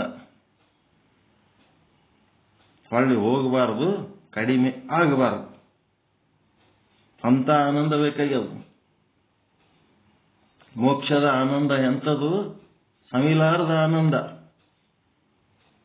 ಮತ್ತೆ ವಾಪಸ್ ಹೋಗ್ಲಾರದ ಆನಂದ, ನಿರಂತರವಾಗಿರಂತ ಆನಂದ, ಹೆಚ್ಚಾಕೋತ್ ಹೋಗಂತ ಆನಂದ. ಅಂತ ಆನಂದ ಬೇಕು ಅಂದ್ರೆ ಆನಂದಕ್ಕೆ ಅಡ್ಡಿ ಆದಂಥದ್ದು ದುಃಖ, ಅಜ್ಞಾನ. ಅದು ಅಜ್ಞಾನ ಹೆಂಗಂತಂದ್ರ ಹೋಗ್ತಾನೆ ಇರ್ಬೇಕದು. ಜ್ಞಾನದ ಸಾಧನೆ ಮಾಡಿದಂಗ ಆ ಅಜ್ಞಾನ ಕಳ್ಕೋತಿರ್ಬೇಕು. ಹೋಗಿದ್ದು ಮತ್ತೆ ಹೊಳ್ಳಿ ಬರಬಾರ್ದು, ಇದ್ದದ್ದು ಮತ್ತೆ ಹೆಚ್ಚಾಗಬಾರ್ದು. ಆನಂದ ಬರ್ತಾ ಇರಬೇಕು, ಅಜ್ಞಾನ ಹೋಗ್ತಾ ಇರಬೇಕು. ಆನಂದ ಬೆಳೀತಾ ಇರಬೇಕು, ಅಜ್ಞಾನ ಸವಿತಾ ಇರಬೇಕು. ಬಂದ ಆನಂದ ಹೊಳ್ಳಿ ಹೋಗಬಾರ್ದು, ಹೋದ ದುಃಖ ಮತ್ತೆ ಹೊಳ್ಳಿ ಬರಬಾರ್ದು. ಇಂಥದ್ದೊಂದು ಅದ್ಭುತವಾದ ಸ್ಥಿತಿ, ಮೋಕ್ಷದ ಸ್ಥಿತಿ. ಅಂತ ಒಂದು ಸ್ಥಿತಿ ಯಾರಿಗೆ ಬೇಕಾಗಿಲ್ಲ? ಧರ್ಮ, ಅರ್ಥ, ಕಾಮ, ಮೋಕ್ಷ. ಯಾರಿಗಾರೆ ಹೋಗಿ ಧರ್ಮ ಮಾಡಬೇಕು, ಇಂಥ ಧರ್ಮ ಅಂತ ಧರ್ಮ ಅಂತ ಏನಾರ ಹೇಳಕ್ ವಾದೇವ ಅಂತಂದ್ರೆ ಯಾರು ಆ ಧರ್ಮದ ವಿಷಯದೊಳಗ ಯಾರು ಒಗ್ಗಟ್ಟದರ? ಯಾರೂ ಒಗ್ಗಟ್ಟಿಲ್ಲ. ಎಲ್ಲರಿಗೂ ಅವ್ರವ್ರದೇ ಆದ ಧರ್ಮಗಳು. ಅವ್ರ ಧರ್ಮಗಳಲ್ಲದೆ ಮತ್ತಿನ್ ಯಾವುದ್ಯಾವುದೋ ಧರ್ಮದೊಳಗೆ ತಲೆ ಹಾಕಿ ತಲೆ ಕೆಡಿಸ್ಕೊಂಡ್ ಬಿಟ್ಟಾರ. ಧರ್ಮದ ವಿಷಯದೊಳಗೆ ಒಗ್ಗಟ್ಟಿಲ್ಲ. ಧರ್ಮ ಮಾರ್ಗದಲ್ಲಿ ನಡೆಯೋಣ ಅಂತೇಳಿ ಒಳ್ಳೆ ರೀತಿ ನಡೆದು, ಅರ್ಥ ಅಂದ್ರೆ ಸಂಪಾದನೆ ಮಾಡಬೇಕು, ಸತ್ಯ ಶುದ್ಧ ಕಾಯಕ ಮಾಡಿ ಸಂಪಾದನೆ ಮಾಡಬೇಕು ಅಂತಂದ್ರ ಆ ಧರ್ಮ ಮಾರ್ಗದೊಳಗೆ ನಮ್ಮ ಧರ್ಮದವ್ರು ಹಿಂಗೆ ಹೇಳ್ತಾರ, ನಿಮ್ಮ ಧರ್ಮದವ್ರು ಹಂಗೆ ಹೇಳ್ತಾರ. ಒಬ್ಬರಿಗೊಬ್ಬರು ಆ ಆಚಾರ ವಿಚಾರಗಳಲ್ಲಿ ವ್ಯತ್ಯಾಸ. ಮತ್ತೆ ಧರ್ಮ ಮಾರ್ಗದಲ್ಲಿ ನಡೆದು ಸಂಪಾದನೆ ಮಾಡಬೇಕು ಅಂತಂದ್ರ ಯಾರ ದೊಡ್ಡ ಹುದ್ದೆ ಒಳಗೆ ಹೋಗಿ ಕೂತವ್ರಿಗೆ ಕೇಳ್ರಿ, ಸತ್ಯ ಶುದ್ಧ ಕಾಯಕ ಮಾಡಿ ಗಳಿಸ್ಬೇಕಪ್ಪ ಅಂತಂದ್ರ ಅಲ್ಲೇನು ಹೇಳ್ತಾರವರು, ನಾನು ಈ ಕುರ್ಚಿಗೆ ಬಂದು ಕುಂದಿರ್ಬೇಕಾದ್ರೆ 25 ಲಕ್ಷ 30 ಲಕ್ಷ 50 ಲಕ್ಷ ಲಂಚ ಕೊಟ್ಟು ಬಂದೀನಿ, ಮತ್ತು ಅವ್ರದೆಲ್ಲ ಸಾಲ ಮುಟ್ಟಿಸ್ಬೇಕಾದ್ರೆ ಮತ್ತೆ ಇಲ್ಲಿ ನಾನು ಸತ್ಯ ಶುದ್ಧ ಕಾಯಕ ಮಾಡಿದ್ರೆ ಅವ್ರ ಸಾಲ ಹೆಂಗೆ ಮುಟ್ಟಕ್ಕೆ ಸಾಧ್ಯ? ಹೀಗಾಗಿ ನಾನು ಸತ್ಯ ಶುದ್ಧ ಕಾಯಕ ಮಾಡೋದು ಅಸಂಭವ, ನಾನು ಅಸತ್ಯ ಅಶುದ್ಧ ಕಾಯಕನೇ ಮಾಡ್ತೀನಿ. ಇದು ಹೆಂಗದ? ಮಂತ್ರಿಗಳು, ರಾಜಕಾರಣಿಗಳು ಎಲ್ಲರೂ ಪ್ರಾಮಾಣಿಕವಾಗಿ ಕೆಲಸ ಮಾಡಬೇಕೆ ಅಂತಾರ. ಆದ್ರೆ ಅವ್ರಿಗೆ ಓಟ್ ಹಾಕೋರು ರೊಕ್ಕ ತಿನ್ನಲಾರ್ದೆ ಓಟ್ ಹಾಕರು. ರೊಕ್ಕ ತಿಂದು ಓಟ್ ಹಾಕಿದ ಮೇಲೆ ಮತ್ತೆ ಅವ್ರಿಗೆ ರೊಕ್ಕ ತಿನ್ನಿಸಿ ಓಟ್ ಹಾಕಿಸ್ಕೊಂಡು ಬಂದ ಮೇಲೆ ಮತ್ತೆ ಅವ್ರ ರೊಕ್ಕ ಅವ್ರ ಹೊಳಿ ತಗೋಬೇಕಲ್ಲ. ಹಿಂಗೆ ಅರ್ಥದೊಳಗೂ ಭಿನ್ನಾಭಿಪ್ರಾಯ. ಒಳ್ಳೆ ರೀತಿ ಅರ್ಥ ಸಂಪಾದನೆ ಮಾಡಬೇಕು ಅನ್ನೋದ್ರೊಳಗೂ ಭಿನ್ನಾಭಿಪ್ರಾಯ. ಅದರೊಳಗ ಭೋಗ ಅದು ಪ್ರಾಮಾಣಿಕವಾಗಿ ಮಾಡ್ಬೇಕಂದ್ರೆ ಅದರೊಳಗೂ ಅಪ್ರಾಮಾಣಿಕ ಭೋಗ. ಯಾವುದ್ರೊಳಗೂ ಅದಕ್ಕೆ ಸಿದ್ದರಾಮೇಶ್ವರ ಹೇಳ್ತಾರ, ಹೇ ಭಕ್ತನೇ, ನಿನ್ನ ಮನ ಹೊನ್ನಿನೊಳಗಾದಡೆ ಬಳಲಿ ದೊರಕಿಸಿಕೋ, ಮಣ್ಣಿನೊಳಗಾದಡೆ ಕೊಂಡು ಆಲಯವ ಮಾಡು, ಹೆಣ್ಣಿನೊಳಗಾದಡೆ ವಿವಾಹವಾಗಿ ಕೂಡು, ಸಕ್ರಮವಾದ ಬದುಕು ಮಾಡು, ದುಡ್ಕೊಂಡು ತಿನ್ನು, ಸಕ್ರಮವಾದ ಬದುಕು ಮಾಡು ಅಂತ ಹೇಳ್ತಾರ. ಇಲ್ಲಿ ಯಾರು ಪುಕ್ಷಟೆ ಸಿಕ್ಕರೆ ಸಾಕು, ಯಾರು ಏನ್ ತಂದು ಕೊಡ್ತಾರ, ಏನ್ ತಿನ್ಬೇಕಂತ ಕೈಕೊಂಡು ಕೂತಂತ ಸಮಾಜ ತಯಾರಾಗ್ಬಿಡ್ತು. ಹಿಂದಿನ ಕಾಲದಾಗ ಸ್ವಾಭಿಮಾನ ತುಂಬಿ ತುಳುಕ್ತಿತ್ತು. ಒಂದು ಸಣ್ಣ ಕೂಸಿನ ಕೈಯೊಳಗೆ ಒಂದು 10 ರೂಪಾಯಿ ಯಾರ ಕೊಟ್ರ ಅದು ಅಲ್ಲಂತಿತ್ತು. ಅವ್ರ ತಾಯಿ ಅಥವಾ ತಂದೆ ತಗೋ ಇಸ್ಗೋ ಅಂತ ಪರ್ಮಿಷನ್ ಕೊಟ್ರ ತಗೋತಿತ್ತು, ಸಣ್ಣ ಕೂಸು ಸಹಿತ. ಅಷ್ಟೊಂದು ಸ್ವಾಭಿಮಾನ ಇರೋಂಥ ದೇಶದೊಳಗ ನಮ್ಮ ಪ್ರಜೆಗಳು ಹೆಂಗಾಗ್ಬಿಟ್ಟಾರ ಅಂದ್ರೆ, ಈಗ ಮುದುಕರ ತನಕ ಎಲ್ಲರೂ ಬಾಯಿ ತೆರ್ಕೊಂಡು ಕೂತಾರ. ಪೋಸ್ಟ್ ಆಫೀಸಿನ ಮುಂದ, ಬ್ಯಾಂಕಿನ ಮುಂದ ಯಾರ ಪುಕ್ಷಟೆ ನಮ್ಮ ಪಾಸ್ಬುಕ್ನಾಗ ಏನಾರ ರೊಕ್ಕ ಹಾಕ್ತಾರೆ ಅಂತ. ಭೋಗದೊಳಗ ದುಡ್ಕೊಂಡು ತಿನ್ನೋದ ಬಿಟ್ಟು ಪುಕ್ಷಟೆ ಭಾಗ್ಯಕ್ಕೆ ಬಾಯಿ ತೆರ್ಕೊಂಡು ಕುಂದ್ರಂತ ಒಂದು ಸ್ಥಿತಿ ನಿರ್ಮಾಣ ಆಗ್ಯದ. ಇದರಿಂದ ಏನಾಗ್ತದ? ಮನುಷ್ಯನ ಸಾಮರ್ಥ್ಯ ಕುಂದಿ ಹೋಗ್ಬಿಡ್ತದ, ದುಡ್ಕೊಂಡು ತಿನ್ನ ಸಾಮರ್ಥ್ಯನೇ ಹೋಗಿಬಿಡ್ತದ. ಧರ್ಮನೂ ಒಮ್ಮತ ಇಲ್ಲ, ಅರ್ಥನೂ ಒಮ್ಮತ ಇಲ್ಲ, ಕಾಮ ಅಂತಂದ್ರೆ ಭೋಗದೊಳಗೂ ಒಮ್ಮತ ಇಲ್ಲ. ನಾವು ಚಲೋ ಒಳ್ಳೆ ರೀತಿ ಭೋಗ ಮಾಡ್ಬೇಕಂದ್ರೆ ಅದು ಸಾಧ್ಯ ಇಲ್ಲ. ಅಕ್ರಮ ಭೋಗನೇ ಬೇಕು. ನಾವು ದುಡಿಲಾರ್ದೆ ಸಂಬಳ ಬೇಕು, ಓದಲಾರ್ದೆ ಡಿಗ್ರಿ ಬೇಕು. ಕಾಲೇಜ್ ಹುಡುಗರು ಓದ್ಲಕ್ಕೆ ತಯಾರಿಲ್ಲ, ಹಂಗೆ ಡಿಗ್ರಿ ಬೇಕು. ಕೆಲಸಗಾರರು ದುಡಿಲಾರ್ದೆ ಸಂಬಳ ಬೇಕು. ಈ ರೀತಿಯಾದಂತ ಒಂದು ಪರಿಸ್ಥಿತಿ ನಿರ್ಮಾಣ ಆಗಿದೆ. ಅದಕ್ಕೆ ಧರ್ಮ, ಅರ್ಥ, ಕಾಮ ಇವುದ್ರೊಳಗೆ ಒಮ್ಮತ ಇಲ್ಲ. ಪ್ರಾಮಾಣಿಕವಾಗಿ ಲಜ್ಜೆ ಉಳ್ಳವರು, ಲಜ್ಜಾವಂತರು ಪ್ರಾಮಾಣಿಕವಾಗಿ ಬದುಕಬೇಕು ಅಂತ ಒಂದು ಕಡೆ ಪ್ರಯತ್ನ ಮಾಡಿದರೆ, ಲಜ್ಜಗೇಡಿಗಳು ಅಪ್ರಾಮಾಣಿಕವಾಗಿಯೇ ಬದುಕಬೇಕು ಅನ್ನೋಂಥದ್ದು ಇನ್ನೊಂದು ಪ್ರಯತ್ನ ನಡೆದು. ಈ ಪ್ರಯತ್ನಗಳ ಮಧ್ಯೆ ಅವ್ರು ಲಜ್ಜೆ ಇರೋರು ಇರ್ಬೋದು, ಲಜ್ಜೆ ಇರಲಾರ್ದವ್ರು ಇರ್ಬೋದು. ಆದರೆ ಎಲ್ಲರಿಗೂ ಬೇಕಾಗಿರೋದು ಯಾವುದಂದ್ರೆ ಮೋಕ್ಷ. ಇದ್ರೊಳಗೆ ಒಮ್ಮತ ಅದ. ನೀ ಹಂಗಾರೆ ಮಾಡು, ಆದ್ರೆ ಮೋಕ್ಷ ಮಾತ್ರ ಬೇಕು ನಮಗೆ. ಪರಮಾನಂದ ಪ್ರಾಪ್ತಿ, ಸರ್ವ ದುಃಖ ನಿವೃತ್ತಿ ಇದು ಯಾರಿಗೆ ಬೇಕಾಗಿಲ್ಲ. ಇರುವೆ ಹಿಡ್ಕೊಂಡು ಆನೆ ತನಕ ಇದು ಬೇಕು. ಎಲ್ಲರಿಗೆ ಆನಂದ ಬೇಕು, ದುಃಖ ಯಾರಿಗೆ ಬೇಕಾಗಿಲ್ಲ. ಇದ್ರೊಳಗೆ ಒಮ್ಮತ. ಧರ್ಮ, ಅರ್ಥ, ಕಾಮದೊಳಗೆ ಒಮ್ಮತ ಇರಲಿಲ್ಲ ಅಂದ್ರೂ ಈ ಮೋಕ್ಷದೊಳಗ ಎಲ್ಲರದು ಒಮ್ಮತ ಅದ. ಅದಕ್ಕೆ ಈ ಒಂದು ಮೋಕ್ಷದ ಶಾಂತಿ, ಆನಂದ ಹೆಂಗಾದ ಇದನ್ನ ಸರಿಯಾಗಿ ತಿಳಿಸಿ ಹೇಳಿ ಅದರ ದಾರಿಗೆ ಹಚ್ಚಂತ ಸಮರ್ಥ ಗುರು ಬೇಕು. ಆ ಸಮರ್ಥ ಗುರು ಸುಮ್ಮನೆ ಸಿಗಂಗಿಲ್ಲ. ಅನಂತ ಕಾಲ ಎಷ್ಟೋ ಜನ್ಮದ ಪುಣ್ಯದ ಫಲದಿಂದ ಒಬ್ಬ ಗುರು ಸಿಗ್ತಾನ. ನೀವೇನು ಶುದ್ಧ ಬ್ರಹ್ಮ ಪೀಠದೊಳಗೆ ಬಂದು ಈ ಪಾಠ ಕೇಳಕತ್ತೀರಿ ಅಂತಂದ್ರ ನಿಮಗಿಂತ ಪುಣ್ಯವಂತರು ಜಗತ್ನಾಗ ಯಾರ್ಯಾರು ಇಲ್ಲ, ಎಲ್ಲೆಲ್ಲೂ ಇಲ್ಲ. ಅಂತ ಒಂದು ಮೋಕ್ಷದ ಸಾಧನೆಗೆ ದಾರಿ ತೋರಿಸಂತ ಒಂದು ಪಾಠಗಳು ಇಲ್ಲಿ ನಡೀತಾವ. ಇಲ್ಲಿರೋರೆಲ್ಲರೂ ಮಹರ್ಷಿಗಳು. ನೀವೇನು ಆದಿಕಾಲ, ಅನಾದಿ ಕಾಲ, ಪ್ರಾಚೀನ ಕಾಲದ ಮಹರ್ಷಿಗಳಂತೇನು ಅಂತಿರಲ್ಲ, ಆ ಮಹರ್ಷಿಗಳೇ ಇವರೆಲ್ಲರೂ ಇಲ್ಲಿ ಕೂತು ಪಾಠ ಮಾಡ್ಲಿಕ್ಕತ್ತವ್ರು. ಇವ್ರಿಗಿಂತ ದೊಡ್ಡವರು ಮತ್ತಿನ್ನೆಲ್ಲಿ ಇಲ್ಲ. ಅಷ್ಟು ಶುದ್ಧ ಬ್ರಹ್ಮಜ್ಞಾನದ ಪಾಠಗಳು ಇಲ್ಲಿ ನಡೀತಾ ಇದ್ದಾವೆ. ಅಂಥದ್ರಾಗ ನೀವು ಬಂದು ಇದ್ರೊಳಗೆ ಸೇರ್ತಾ ಇದ್ದೀರಿ ಅಂತಂದ್ರೆ ನಿಮಗಿಂತ ಪುಣ್ಯವಂತರು ಮತ್ತಿನ್ಯಾರು ಇಲ್ಲ ಅನ್ನೋಂಥ ವಿಶ್ವಾಸ ನಿಮ್ಮೊಳಗೆ ಉಂಟು ಮಾಡಿಕೊಂಡು ಇಲ್ಲಿ ಈ ದಾರಿಗೆ ಹಚ್ಚಬೇಕು. ಈ ಸಾಲಿ ಕಲಿಯೋದು, ನೌಕರಿ ಮಾಡೋದು, ರೊಕ್ಕ ಗಳಿಸೋದು, ಮದುವೆ, ಮಕ್ಕಳು, ಹೊಲ ಮನಿ, ಇದು ಕಲಿಸೋದಕ್ಕೆ ಯಾರಿಗೆ ಟ್ರೈನಿಂಗ್ ಬೇಕಾ? ಯಾರು ತರಬೇತಿ ಕೊಡ್ಬೇಕಾ? ಏನು ಬೇಕಾಗಿಲ್ಲ. ಹೌದಿಲ್ಲ, ಇದಕ್ಕೇನು ತರಬೇತಿ ಬೇಕು? ಇದ್ರ ಮೇಲೆ ಏನು ಇಂಟ್ರೆಸ್ಟ್ ಕ್ರಿಯೇಟ್ ಮಾಡಿಸ್ಬೇಕು ಅದು ಏನಿಲ್ಲ. ಎಲ್ಲನೂ ನಾರ್ಮಲ್ ಆಗಿ ಇದು ಬರೋಬ್ಬರಿ ನಡೀತದೆ. ಆದರೆ ಇದೆಲ್ಲ ಏನಂದ್ರೆ ಕೆಸರಿದು. ಇದು ಲೌಕಿಕ ಬದುಕಿ ಅನ್ನೋದು ಇದು ಕೆಸರು. ಈ ಕೆಸರಿನೊಳಗ ಒಂದು ಕಮಲ ಉತ್ಪತ್ತಿ ಆಗ್ಬೇಕಾಗ್ಯದ. ಮೋಕ್ಷದ ಕಮಲ, ಆನಂದದ ಕಮಲ. ಆ ಕಮಲ ಉತ್ಪತ್ತಿ ಮಾಡ್ಕೊಳ್ಳಾರ್ದೆ ಬರೀ ಕೆಸರಿನಾಗ ಬಿದ್ದು ಹೊಳ್ಳ್ಯಾಡಿ ಹೋದ್ರೆ ಎದಕ್ಕೆ ಬತ್ತು? ಆಹಾರ, ನಿದ್ರೆ, ಭಯ, ಮೈಥುನ ಇವು ಉಳಿದ 84 ಲಕ್ಷ ಜೀವರಾಶಿಗಳು ಎಲ್ಲಾನು ಮಾಡ್ತಾವ. ಅದರಂಗೆ ಇದನ್ನು ಒಂದು ಕೂಡ್ತದ, ಸಾಯ್ತದ, ತಿಂತದ, ಬೆಳೀತದ, ಮಕ್ಕಳು ಬರಿ ಮಾಡ್ತದ. ಇದಕ್ಕ ಅವಕ್ಕ ಏನ್ ವ್ಯತ್ಯಾಸ? ಈ ಕೆಸರಿನೊಳಗ ನಾವು ಒಂದು ಕೆಸರಾಗಿ ಹೋಗೋದಕ್ಕಿಂತ ನಮ್ಮಲ್ಲಿ ಏನದ ಅಂದ್ರೆ ಮನುಷ್ಯ ಜನ್ಮಕ್ಕೆ ಬಂದ ಮೇಲೆ ಈ ಮನುಷ್ಯ ಜನ್ಮದೊಳಗ ಕಮಲವನ್ನ ಉತ್ಪತ್ತಿ ಮಾಡುವಂತ, ಮೋಕ್ಷದ ಕಮಲ, ಆನಂದ ಉತ್ಪತ್ತಿ ಮಾಡುವಂತ ಸಾಮರ್ಥ್ಯ ಆದ. ಪರಮಾತ್ಮನ ಪರಿಸ್ಥಿತಿ ಹೆಂಗದ ಅಂತಂದ್ರೆ ಈ ಮನುಷ್ಯನನ್ನ ಉತ್ಪತ್ತಿ ಮಾಡೋದಕ್ಕಿಂತ ಮೊದಲು 84 ಲಕ್ಷ ಜೀವರಾಶಿಗಳಲ್ಲಿ ಮನುಷ್ಯನು ಒಂದು.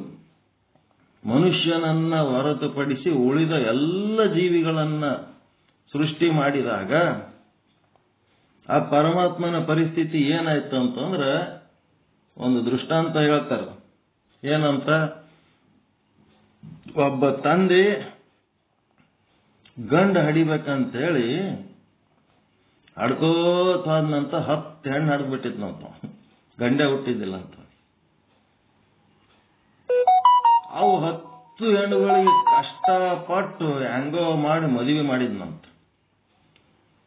ಮದುವೆ ಮಾಡಿದ್ಮೇಲೆ ಅವು ಏನ್ ಮಾಡಿದ್ವು ಅಂತ 10 ಹೆಣ್ಣುಗಳು ಯಾವರ ಹೆಣ್ಣುಗಳು ಅವ್ರ ಅಪ್ಪನ ಹೆಸರು ಹೇಳ್ತಾವನ್ರಿ?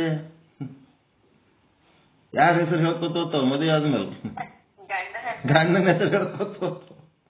ಅವ್ರ ಅಪ್ಪನ ಹೆಸರು ಹೇಳಂಗೆ ಇಲ್ಲ. ಅವ ನಿರಾಶೆ ಆಗಿಬಿಟ್ನಂತ. ನಾನು ಇಡೀ ಜೀವನ ಕಷ್ಟಪಟ್ಟು ಇಷ್ಟೆಲ್ಲ ಬಡದಾಡಿದ್ರೆ ನನ್ನ ಹೆಸರು ಹೇಳುವಂಥದ್ದು ಒಂದೂ ಇಲ್ಲಲ್ಲ.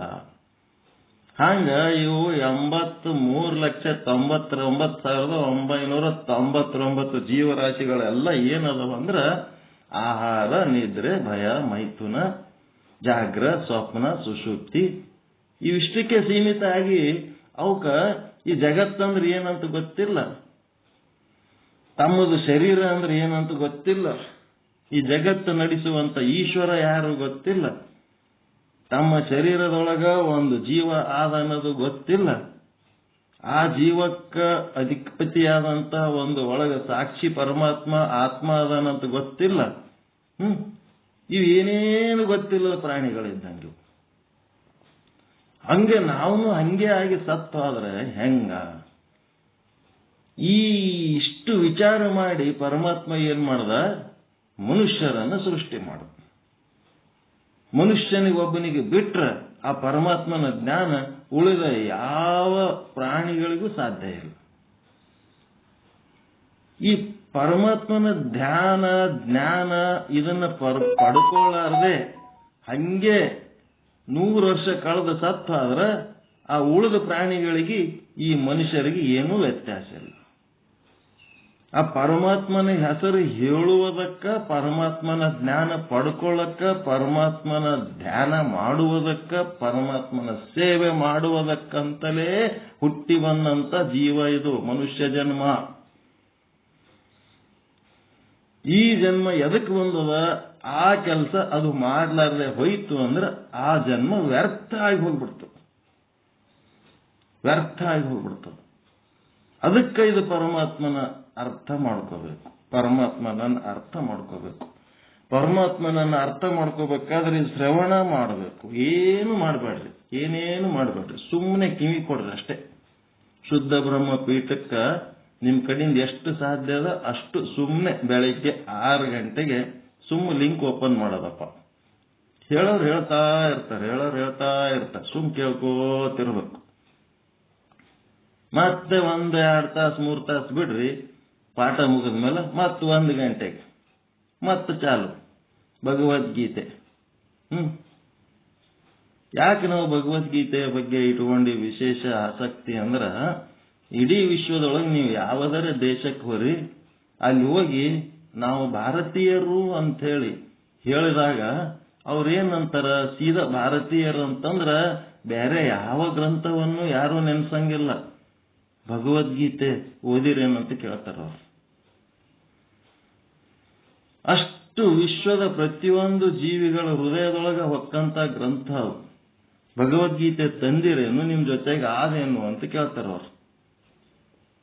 ಇಲ್ಲಿ ನಮ್ಮಲ್ಲಿ ನೋಡಿದ್ರೆ ಭಗವದ್ಗೀತೆಗೆ ನಮಗೆ ಭಯಂಕರ ದೂರ. ಎಷ್ಟು ನಾಚಿಕೆಗೇಡಿ ಪ್ರಸಂಗ ಇದು.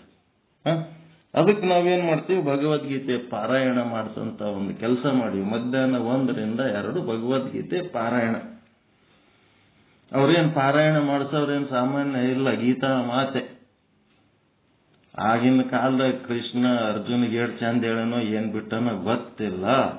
ಈಗಂತೂ ಫಸ್ಟ್ ಕ್ಲಾಸ್ ಆ ಕೃಷ್ಣನ ಆಪ್ ಹೇಳ್ದಂಗೆ ಹೇಳ್ತಾರೆ ಈಗ ಅವ್ರು. ಯಾರು? ನಾಗರತ್ನಮ್ಮ, ಗೋಕಾಕಿನ ಗೀತಾ ಮಾತೆ.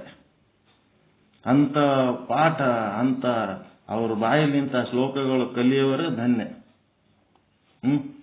ಅದು ಮಾಡ್ತಾರೆ. ಮತ್ತೆ ಸಂಜೆಗೆ ಏನ್ ಮಾಡ್ಯಾರ, ವೇದಾಂತ. ನಮ್ಮದು ಪುರಾತನ ಕಾಲದ ಸಾಧು ಸಂತರು ಎಲ್ಲರೂ ಏನ್ ಪ್ರಯತ್ನ ಮಾಡಿ ಸಾಧನೆ ಮಾಡಿ ನಮಗೊಂದು ಒಳ್ಳೆ ದಾರಿ ತೋರಿಸೋಗ್ಯಾರ. ಆ ವೇದಾಂತ ಸಾಧನೆ ಏನ್ ಮಾಡಿದ್ರು ಸಹಿತ ನಿಮ್ಮದು ಮೂಲ ಯಾವುದು? ವಚನ ಸಾಹಿತ್ಯ, ಸಿದ್ಧಾಂತ ಶಿಖಾಮಣಿ ನಿಮ್ಮ ಮೂಲ ಸಾಹಿತ್ಯ, ಅದನ್ನು ಬಿಡಬೇಡ್ರಿ ಅಂತೇಳಿ ಅದನ್ನಿರು. ಈ ಸಿದ್ಧಾಂತ ಶಿಖಾಮಣಿ ಅಂದ್ರೆ ಜಗತ್ತಿನೊಳಗೆ ಎಷ್ಟು ಸಿದ್ಧಾಂತಗಳದವ, ಆ ಎಲ್ಲ ಸಿದ್ಧಾಂತಗಳಿಗೆ ಇದು ಶಿಖಾಮಣಿ. ಇದಕ್ಕೆ ಹಿಂಗಂತಾರ ಶಿಖಾಮಣಿ ಅಂತ ಯಾಕಂತಾರ ಅಂದ್ರೆ, ಅದರೊಳಗ ಯಾವ ಸಿದ್ಧಾಂತಕ್ಕೂ ವಿರೋಧ ಇಲ್ಲ. ದ್ವೈತ, ಅದ್ವೈತ, ವಿಶಿಷ್ಟಾದ್ವೈತ ಸಿದ್ಧಾಂತ ಇರೋ ಗುರುಗಳಿಗೆ ನೋಡ್ರಿ, ಒಬ್ರಿಗೊಬ್ರು ಮೂವರು ಒಂದೇ ವೇದಿಕೆ ಮೇಲೆ ಕೂತದ್ ನೋಡ್ರಿ ಅಂದರೆ, ದ್ವೈತದವರು, ಅದ್ವೈತದವರು, ವಿಶಿಷ್ಟಾದ್ವೈತದವರು ಮೂವರಿಗೆ ಒಂದೇ ವೇದಿಕೆ ಮೇಲೆ ಕುಂದಿರ್ಸಿ ನೋಡ್ರಿ. ಅವ್ರ ಭಕ್ತರು ಒಂದೇ ಕಡೆ ಕುಂದಿರ್ತಾರೆ ನೋಡ್ರಿ. ಅವ್ರದವ್ರೇ ಹೇಳ್ತಾರೆ, ಇವ್ರದವ್ರೇ ಹೇಳ್ತಿರ್ತಾರೆ. ಇಂಥವು ಎಷ್ಟು ಸಿದ್ಧಾಂತಗಳು ಇದ್ರೂ ಸಹಿತ ಸಿದ್ಧಾಂತ ಶಿಖಾಮಣಿ ಒಳಗೆ ಏನದ ಅಂತಂದ್ರೆ ಅವು ಯಾವುದಕ್ಕೂ ವಿರುದ್ಧ ಇಲ್ಲ. ಅವ್ರೇನಂತಾರ, ಆಧ್ಯಾತ್ಮ ಸಾಧನೆ ಒಳಗ ಅವು ಒಂದೊಂದು ಮೆಟ್ಟಿಲುಗಳಪ್ಪ. ದ್ವೈತ, ಅದ್ವೈತ, ವಿಶಿಷ್ಟ ಅದ್ವೈತ, ಒಟ್ಟು ಅವು ಒಂದೊಂದು ಮೆಟ್ಟಿಲು. ಏನ್ ಮಾಡ್ಯಾರ, ಎಲ್ಲಾ ಸಿದ್ಧಾಂತಗಳನ್ನು ಒಂದು ಕೊಡಿ ಕೂಡಿಸಿ ಹಾಕಿ 101 ತಲಗಳಂತ ಮಾಡ್ಯಾರ. ಆ 101 ತಲಗಳನ್ನ ನಾವು ಅಧ್ಯಯನ ಮಾಡಿದೆವು ಅಂತಂದ್ರೆ ವಿಶ್ವದ ಎಲ್ಲಾ ಸಿದ್ಧಾಂತಗಳನ್ನ ನಾವು ಅಧ್ಯಯನ ಮಾಡಿದಂಗೆ ಆಗ್ತದೆ. ಪ್ಲಸ್ ಏನಾಗ್ತದಪ್ಪ ಅಂದ್ರೆ ಇವು ಎಲ್ಲ ಅಧ್ಯಯನ ಮಾಡಿದ್ಮೇಲೆ ಅದಕ್ಕೆ ತನ್ನದೇ ಆದಂತ ವಿಶಿಷ್ಟವಾದಂತ ಸಿದ್ಧಾಂತದ. ಆ ಸಿದ್ಧಾಂತ ಅಷ್ಟಾವರಣ ಪಂಚಾಚಾರ ಷಟಸ್ಥಲ ಅಂತ ಹೇಳಿ ಅದು ಆಗಮಿಕ ಸಿದ್ಧಾಂತ ಅಂತಾರೆ. ವೇದ 4 ಮುಖದಿಂದ ಹೇಳಿದರೆ ಏನು ಸಾಮರ್ಥ್ಯ ಆದ ಅಷ್ಟೇ ಸಾಮರ್ಥ್ಯ ಆಗಮ 1 ಮುಖದಿಂದ ಹೇಳ್ಯಾನ ಶಿವ. ಒಟ್ಟು 5 ಮುಖಗಳಲ್ಲಿ 4 ಮುಖದಿಂದ 4 ವೇದಗಳು ಹೇಳಿದ್ರೆ ಒಂದೇ ಒಂದು ಮುಖದಿಂದ 28 ಶಿವಾಗಮಗಳನ್ನು ಹೇಳ್ಯಾರ. ಆ 28 ಶಿವಾಗಮಗಳ ಸಾರ ಯಾರ ಜೊತೆಗೂ ವಿರೋಧ ಇಲ್ಲ. ಎಲ್ಲರಿಗೆ ಚಕ್ಕಿಗೆ ಹಾಕೊಂಡು ಅಧ್ಯಾತ್ಮ ಸಾಧನೆಯಲ್ಲಿ ಮುಂದುವರಿಯುವಂತ ಎಲ್ಲಾ ಸಿದ್ಧಾಂತಗಳನ್ನ ನಾವು ವಿರೋಧ ಮಾಡಲಾರ್ದೆ ನಮ್ಮ ಜೀವನದೊಳಗೆ ಅವುಗಳನ್ನ ಹೆಂಗ್ ಅಳವಡಿಸ್ಕೋಬೇಕು, ದ್ವೈತ ಹೆಂಗ್ ಅಳವಡಿಸ್ಕೋಬೇಕು, ವಿಶಿಷ್ಟ ಅದ್ವೈತ ಹೆಂಗ್ ಅಳವಡಿಸ್ಕೋಬೇಕು, ಅದ್ವೈತ ಹೆಂಗ್ ಅಳವಡಿಸ್ಕೋಬೇಕು, ಮತ್ತಿನ್ನೇನೇನು ಸಿದ್ಧಾಂತದವ ಎಲ್ಲಾ ಪದ್ಧತಿಗಳನ್ನು ಒಳಗೊಂಡಂಥದ್ದು. ಹೀಗಾಗಿ ಇವೆಲ್ಲ ನಡೆದಿರ್ತಾವ. ಸುಮ್ಮನೆ ಕಿವಿ ಕೊಟ್ರೆ ಸಾಕು. ಶ್ರವಣ ಯಾಕೆ ಮಾಡಬೇಕು ಅಂತಂದ್ರೆ ಏನ್ ಹೇಳ್ತಾರ, whatever we see, whatever we listen, ನಾವು ಏನನ್ನು ನೋಡುತ್ತೇವೆಯೋ, ನಾವು ಏನನ್ನು ಕೇಳುತ್ತೇವೆಯೋ, ನಾವು ಅದೇ ಆಗುತ್ತೇವೆ. ಇದು ಒಂದು ವ್ಯಾಖ್ಯಾನ. ನಮ್ಮ ವ್ಯಕ್ತಿತ್ವ ಹೆಂಗಾಗ್ತದಪ್ಪ ಅಂದ್ರೆ, ದಿನ ನಾವು ಏನ್ ನೋಡ್ತೀವಿ, ದಿನ ನಾವು ಏನ್ ಕೇಳ್ತೀವಿ, ನಮ್ಮ ವ್ಯಕ್ತಿತ್ವ ಅದೇ ಆಗ್ತದೆ. ಅದ್ರ ಸಲುವಾಗಿ ನಾವು ಏನ್ ಮಾಡಬೇಕು, ಶಿವ ನುಡಿಗಳನ್ನ, ದೇವರ ವಿಚಾರಗಳನ್ನ ಕೇಳ್ತಾ ಕೇಳ್ತಾ ನಾವು ಏನಾಗ್ತೀವಿ, ದೇವರೇ ಆಗ್ತೀವಿ. ದೇವರಾಗೋದಕ್ಕೆ ಬಂದವರು ನಾವು. ದೇವರಾಗೋದಕ್ಕೆ ಬಂದವರು ನಮ್ಮ ಒಂದು ಬ್ರಹ್ಮ ಸ್ವರೂಪ, ಶಿವ ಸ್ವರೂಪದ ವಿಸ್ಮೃತಿ ಆಗಿದೆ, ಮರೆವಾಗಿದ್ದಕ್ಕೆ ನಾವು ಜೀವರು ಆಗಿವಿ. ಈ ಜೀವರು ಆಗಿದ್ದಕ್ಕೆ ನಮ್ಗ ಈ ದೇಹನೇ ನಾನು ಅನ್ನೋಂಥ ಅಜ್ಞಾನ, ಆ ದೇಹ ಹುಟ್ಟಿದ್ರೆ ನಾ ಹುಟ್ಟತೀನಿ ಅನ್ನೋ ಅಜ್ಞಾನ, ದೇಹ ಸತ್ತರ ನಾ ಸಾಯ್ತೀನಿ ಅನ್ನೋ ಅಜ್ಞಾನ, ಪಾಪ ಪುಣ್ಯ ಮಾಡ್ತೀವಿ ಅನ್ನೋ ಅಜ್ಞಾನ, ಸ್ವರ್ಗದ ಸುಖ ದುಃಖ ಅನ್ನೋದ ಅಜ್ಞಾನ, ಇವೆಲ್ಲ ಓಸು ಏನದವ ಜೀವ ಭಾವಗಳು. ಇವೆಲ್ಲನೂ ನಾವು ತೆಗೆದು ಹಾಕಿದಾಗ ಅಲ್ಲೇನಾಗ್ತದ, ಕೇವಲ ಶುದ್ಧ ಬ್ರಹ್ಮ ಒಬ್ಬನೇ ಉಳಿತಾನ. ಅವನೇ ಸತ್ತ ಚಿತ್ತಾನಂದ ನಿತ್ಯ ಪರಿಪೂರ್ಣ ಪರಮಾತ್ಮ. ಆ ಸ್ವರೂಪನೇ ನಮ್ಮ ಸ್ವರೂಪ ಆಗಿರ್ತದ. ಅದಕ್ಕೆ ಇಲ್ಲಿ ಏನಂದ್ರೆ ಶ್ರವಣ ಮಾಡಬೇಕು. ಶ್ರವಣ ಮಾಡೋದ್ರಿಂದ ಕೇಳಿ ಕೇಳಿ ಕೇಳಿ ಕೇಳಿ ಏನಾಗ್ತದ, ದಿನ ಅದೇ ಕೇಳಿದ್ರೆ ಏನಾಗ್ತದ್ರಿ? ಶ್ರವಣ ಮಾಡಿದ್ದೆ ಏನಾಗ್ತದ? ತಿನ್ನ ಕೇಳ್ಕೊತಿದ್ರು.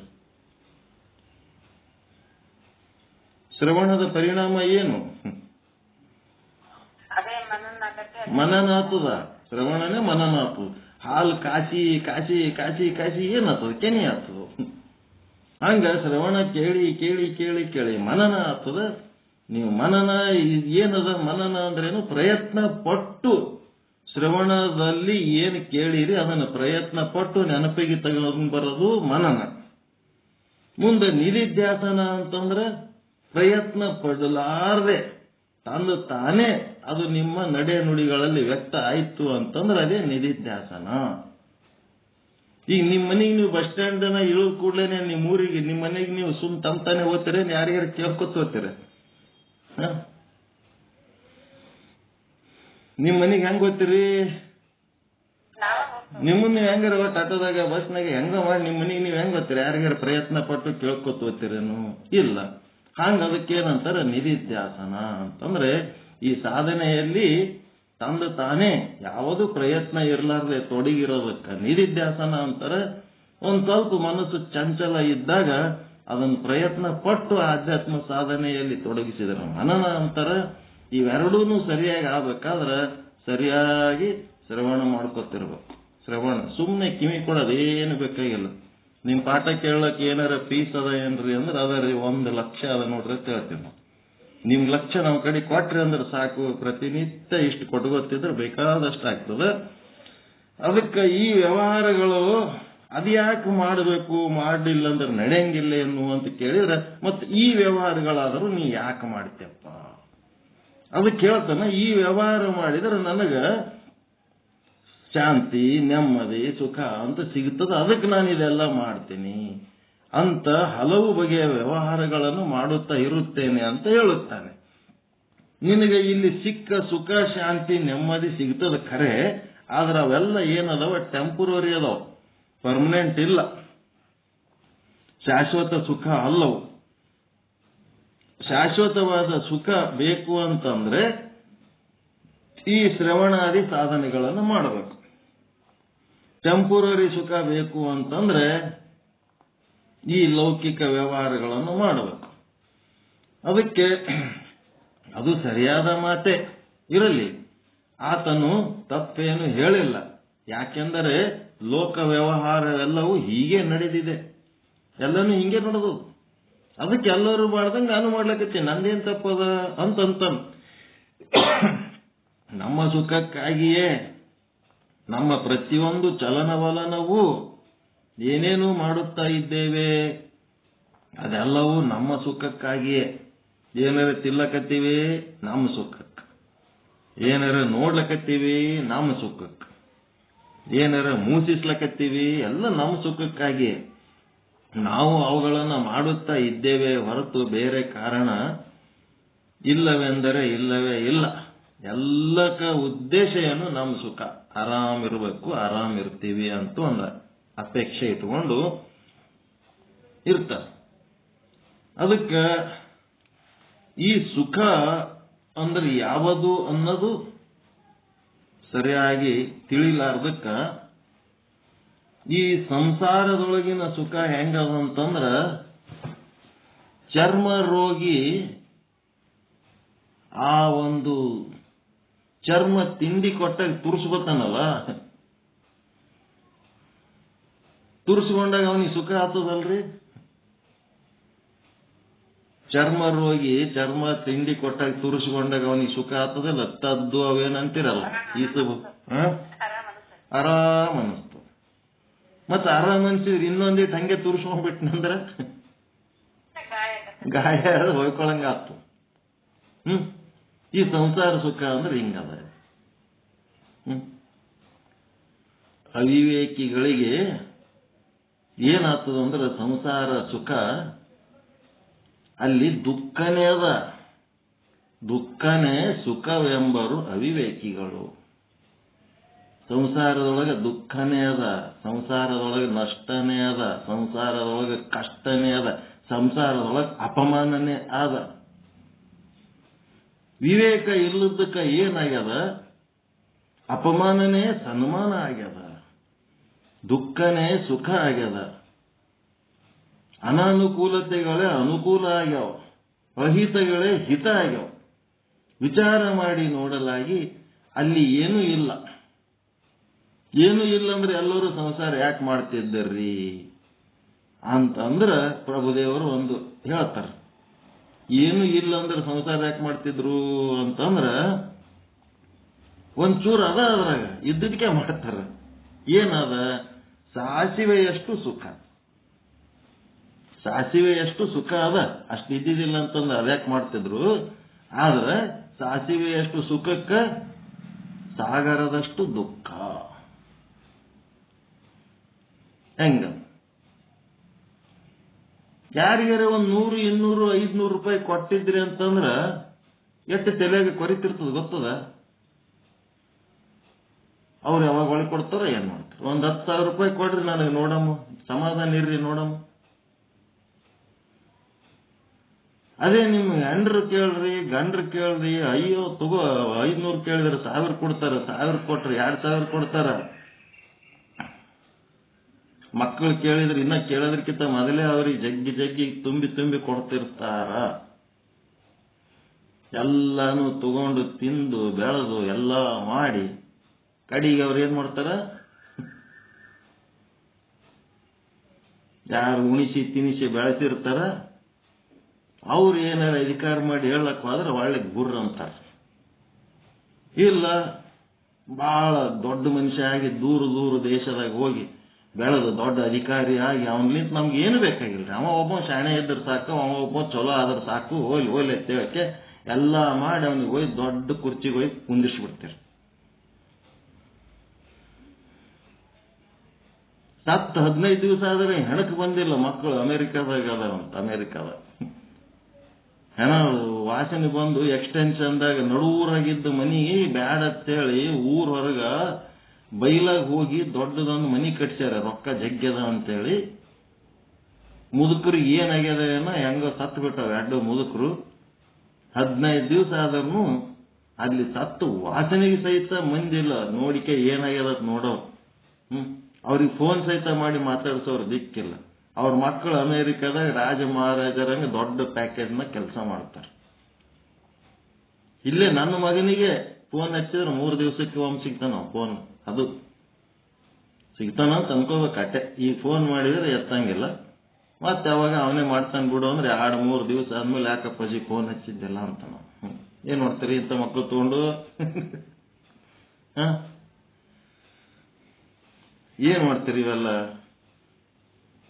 ಈಗ ಅವ್ರಿಗೆ ಏನ್ರಿ ಜಬರ್ದಸ್ತಿ ಮಾಡಿದ್ರಿ ಅಂದ್ರ 3 ದಿವಸಕ್ಕೊಮ್ಮೆ ಎತ್ತವಲ್ಲ, ಆ ಕಡೆ ಫೋನೇ ಎತ್ತಂಗಿಲ್ಲ ಅವ್ರು. ಕಲಾಸ್ ಈಟರ ಎತ್ತಾನೆಲ್ಲ ಸಮಾಧಾನ ಮಾಡ್ಕೊಂಡಿರ್ಬೇಕು. ಈಗ ನಾವು ಇದು ಲಾಭ ಅಂತೀರ ನಷ್ಟ ಅಂತೀರ? ಏನು ಉಪಯೋಗ ಅದ ನಿಮ್ಗೆ ಅದರಿಂದ ಈ ತರ ಮಾಡೋ ಸಂಸಾರಲಿಂದ?